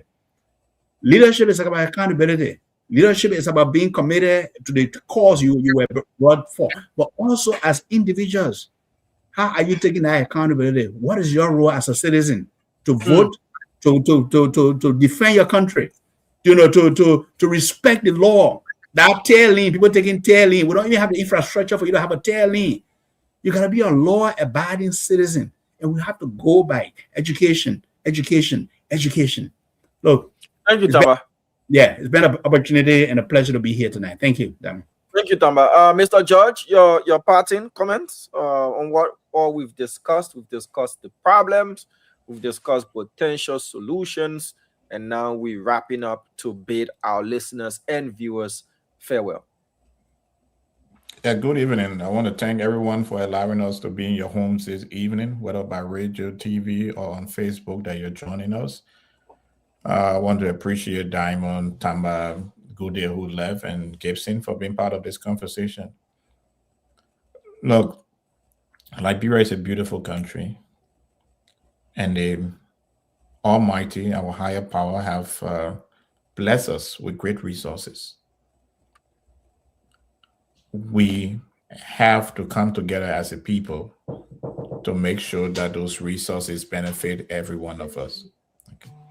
It benefits every one of us. It's very, very important that we do that. With the issue of land, I want to urge landowners and those who purchase land to please landowners, stop putting our nation in a situation of chaos. Please stop selling your property to more than one person and causing problems. Hopefully we'll be able to digitize our land systems so that the probate court will not be prohibiting more than one deal for a particular piece of land. When it comes to the issue of businesses, at the level we as Liberians should be able to galvanize resources so that we can challenge foreign institutions in our country. A couple of weeks ago, Dualu introduced a concept. Many were challenged about it. You may be challenged by the person, but the concept is a beautiful concept. If you go to Circle in Accra and you see those big luxurious buses, as we call them, they are investment of the Kumasi boys. Not only one person, a group of them came together. In 1992, when they began to come back to Ghana to invest, they were called the Boga Boys. Yeah, Boga. And they came to invest in the country. In fact, there was a supermarket that I visited a lot of time, A1 supermarket in Teshinungwa. That supermarket was operated by the Boga Boys, and they ran the foreign supermarkets down because that place needs to be full to capacity. We can do it. We can pool our resources. We shouldn't leave it in the hands of government alone, but we should, as we put the government feet to fire, we as Liberians can come together, bring our little funds together and try to invest in our country. Let me conclude by saying that we are a great people. We are a wonderful nation. For many, many years, we led the continent of Africa. We are respected throughout the continent. South Africans freedom fighters came to Liberia to study. The leaders who led Nigeria to independence, including the first information minister, Chief T.O.S. Benson, who married to a Liberian while he was in the University of Liberia. They came to Liberia to gain education to transform the country. We cannot continue to ally Nigeria, Ghana. In the 1980s, when Ghana Must Go was taking place, when that particular bag started in Nigeria, when the Nigerians said Ghanaians must go, most Ghanaians came to migrated to Liberia. They were teaching in our schools. They were selling what do you call it? Dokun in Monrovia with fried fish in the 80s. We were ahead of them. But right now, Ghana have gone far ahead of us. So has Sierra Leone, our next door neighbor, and La Journée. Let us take control of our country because we Liberians can do this. Thank you and have a wonderful night. Thank you, Dr. George. Mr. Jerry? Okay, my advice, I will turn to the journalists in Liberia today. I know most of the time we call other people's names and some of the indiscretions, some of the way our junior colleagues, the way they even do the, everybody that get phone these days, they are journalists, social media journalists. It's a good citizen journalist. I'm not trying to trash them, but at least you can make an effort to do something in a way that it comes across as professional. For me, journalism has been my dream all my life. Those days, I don't know if Tama used to hear the likes of Riley Gompa, James Gomian, Joe Mulba, Tommy Rains, Duba Koranda, all the guys. I used to have a little small radio that we used to use those days. Also, I bought a radio. So on the side, one hold I pull shoe screen. So when I laying down, because I used to sleep at the Radisson market, I put it on my chest and lay down and be listening to those guys and giving windows on the wall and all kind of stuff and listen to news. And that motivated me since my whole life.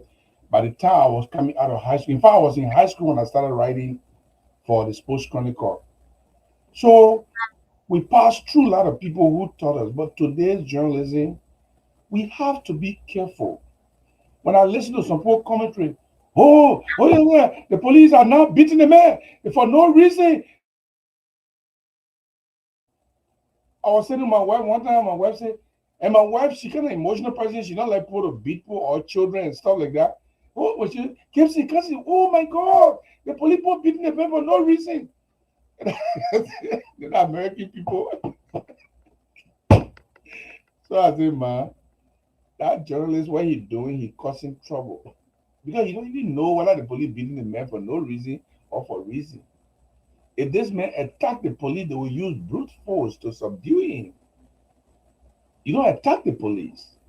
And it came out later on, they said they were throwing rock at the people, all kind of stuff. So our brothers who are in the media, don't be emotional. Don't attach yourself to the story. You got no part to play in that story. Even though you can see it affect you, some kind of way, but you detach yourself. When you detach yourself, you'll be able to commentate, you'll be able to narrate, you'll be able to write the story. Even my own journalists, my own reporters, every time I critique them in our chat room. How can you go out there to write something like this? Somebody called me, I think 4 days ago. He said, oh, one of your reporters wrote something, it was very, very bad. I said, what's that? I said, it may say, go on, even on your page. And that thing was on the news. I said, okay, I went on the page, I saw it, I read it. I called the guy back. I said, you are right. This was not a professional report. I'm bringing it down from the page now, and you're not going to hear that story on the air. Because we look, and my guys are doing very good, but when they make error, I tell them that's not professionalism. You can't put yourself in the news. So they are growing into using to me critiquing them. Let all of us critique ourselves. Let the public, our trust, Damo, the public trust the government more than the media these days. It is because the way some of our brothers behave. By right, the public is supposed to take the word from us and say, I heard it from the journalists. I heard it from the radio. I heard it from the media. And so I believe it's true. But today, when the media writes on it, they say, oh, what the government said are true, the media people can lie. Because the way people behave. So there are some really good professionals. And when I start calling the name, maybe they'll be blushing. I don't want to call anybody name. I know a few guys who are really doing well in Monrovia, and they are really I gave one example. That moment we went to Grand Jede, there was something you said, and I said, I really wanted to mess with it, picking, but ego, he said, when you say we are not sure yet what this is, but we are here to find out at the end of the day. It put me in sleep, because that's what journalists do. You don't assume things. And look, I just appeal to our brothers, just as we are talking about the police changing their attitude, just as we say the government should put in place mechanism to uplift the lives of our people. We also want to appeal to our brothers in camera, our brothers with a pen, our brothers who are writing. Please don't put yourself in the story. Even I don't care how close they say to you, try to detach yourself from the story and try to be at least objective, not neutral. No journalist is neutral, but you can be objective. You can be objective in a way that you tell the story without anybody knowing that you are biased. For me, I'm going to politics. Sometimes you will not see me objective. I'll be biased. Because in politics, we defend our place, we defend our side no matter how bad it is. But I'm not there yet. So suppose they got problem. Other guy call me, they say, I thought you said he coming to CDC. I said, and so he said, but the way you talk to Joshua the other time, but I said, I said, oh, I'll stay journalist. I said, I will come there. I can't hear. So the Pope promised you openly presidential press secretary, but that's a cool on the fact that you spoke about the media. But then I'll admonish you, Mr. Jeru, and every other veteran journalist that's around, to on a yearly basis, even if it's a quarterly basis or whatever basis you can come up with, there are a lot of you still around. These are mentorship and mentees.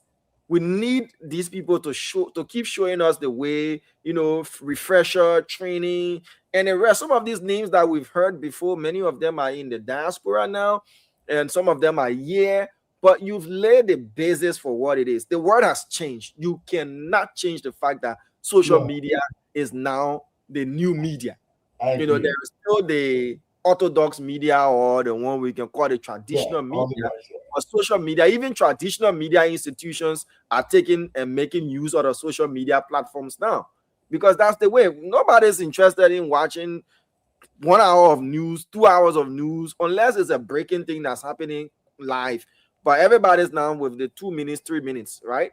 Videos and stuff like that.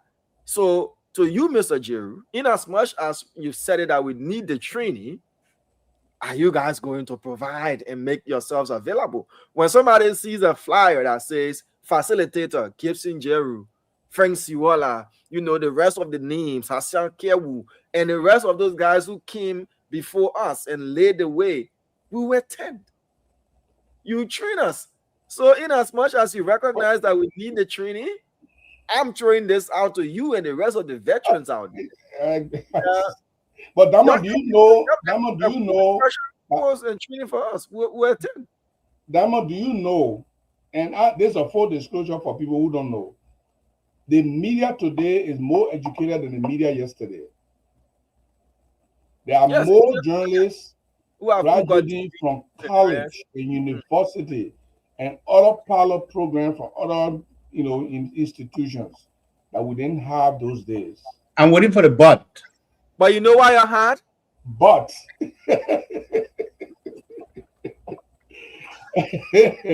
yeah, but those days, it looks like there was no social media.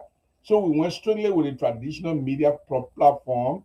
We had checks and balances. The editor was a dictator. He decides what goes out there.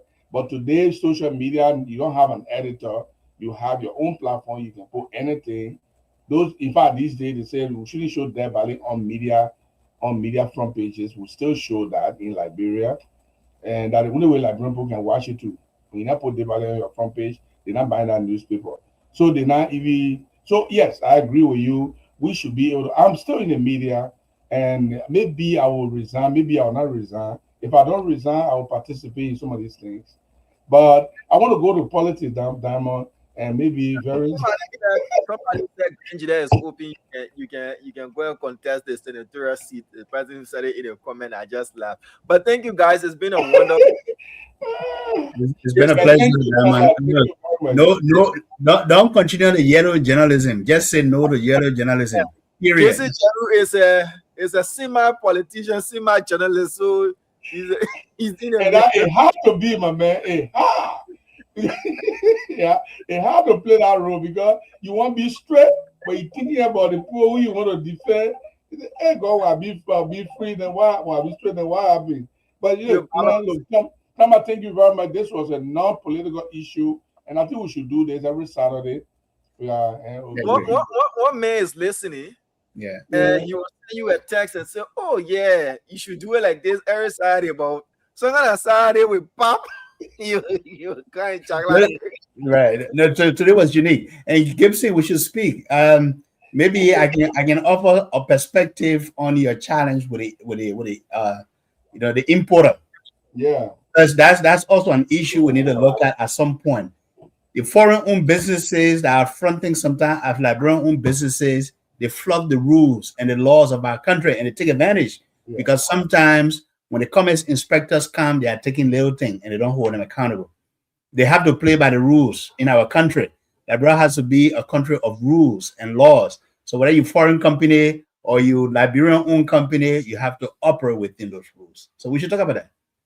Sure. We'll plan it. Have a wonderful night, guys. You know, Damo and Tama, the media today not suffering. They're not having any problem. You don't bring that in because I remember one time, I'm not going to mention the president. Damo, you are a journalist under a Charles Taylor regime. What are you talking about, my man? We used to run away from our offices. Just a headline. I wrote a story. Taylor days are numbered. When that mass demonstration took place in the analyst, our news editor, I wrote that story with my balance. I don't know why I put my balance there for. I forgot I wrote my balance. Usually put by the reporter or by the editor, whoever. I put it by Gibson Jeru. Taylor days are numbered. That story, I got to run away from my office multiple times because Taylor saw that story like I'm predicting his death. And everywhere I go, oh, so guessing that you're not telling the president coming die, they don't understand. Politically, you meant political days. You cut the man saying, and the man were afraid. No, people like Taron Gonglo then arrested from Guinea just because he spoke about democracy, brought to arrested in Monrovia, put in jail, tortured, just because he spoke. Today, people curse President Ma. People curse President Ma, President wife, the president, and nothing happens. People curse Joseph Boakai, George Weah, and they are still here working on ground. We are so happy that the situation has changed. Because when you see journalists going through trials and tribulation, that's when they become more stronger. Because we say in media, the blood of one journalist is a germination point for $1,000. Thank you very much, guys. Thank you, journalist Gibson Jeru, politician. Tamba, the mentor and also politician. Thank you, man. Have a wonderful night. All right, folks, thank you so much for watching. Thank you so much for listening. Sadly, we have to go. It was a beautiful show, and we look forward, if the opportunity is provided us on Saturdays, to have a less politically tense show and talk about more of society and what we can do, to make a change. Remember, information is gold, and when people have the right information, they can make the right choices. And when we come on the media, where we have thousands of persons watching and thousands and tens of thousands listening, we provide you with information that can provide you a better living condition. You can make better decisions. We should be bringing business incubators on how you can form your cooperative, how you can come up with solving problems, because whenever you solve a problem, the byproduct are money. When we had this issue of sending communication where you send one letter, it will take 35 months before it reach America, before it reach the next person and they read it and they reply you again. We used to call it pen pal, Yeah, pen pal. You write to your pen pal, it will take months. You'll be looking forward to that response. Someone decided that, look, I will cut the response time and I'll make sure people can talk with each other in real time. They invented Facebook. Today, that person is a billionaire. So whenever you solve a problem, the byproduct is money. So we're looking forward to bringing on those who have got the ideas to teach people how to incubate your businesses. The best way forward is through science, technology, how to enroll yourself in vocational institutions and do what you have to do. And once we're able to solve these problems, our people will be able to benefit. Until we talk again, have for yourselves a wonderful night. Remember, don't just buy land for anybody. You buy your land, open your eye and do your due diligence, or else it'll be a serious problem. Bye-bye. From the top of Wologisi to the beaches of Maryland, we cover Liberia like nobody else does.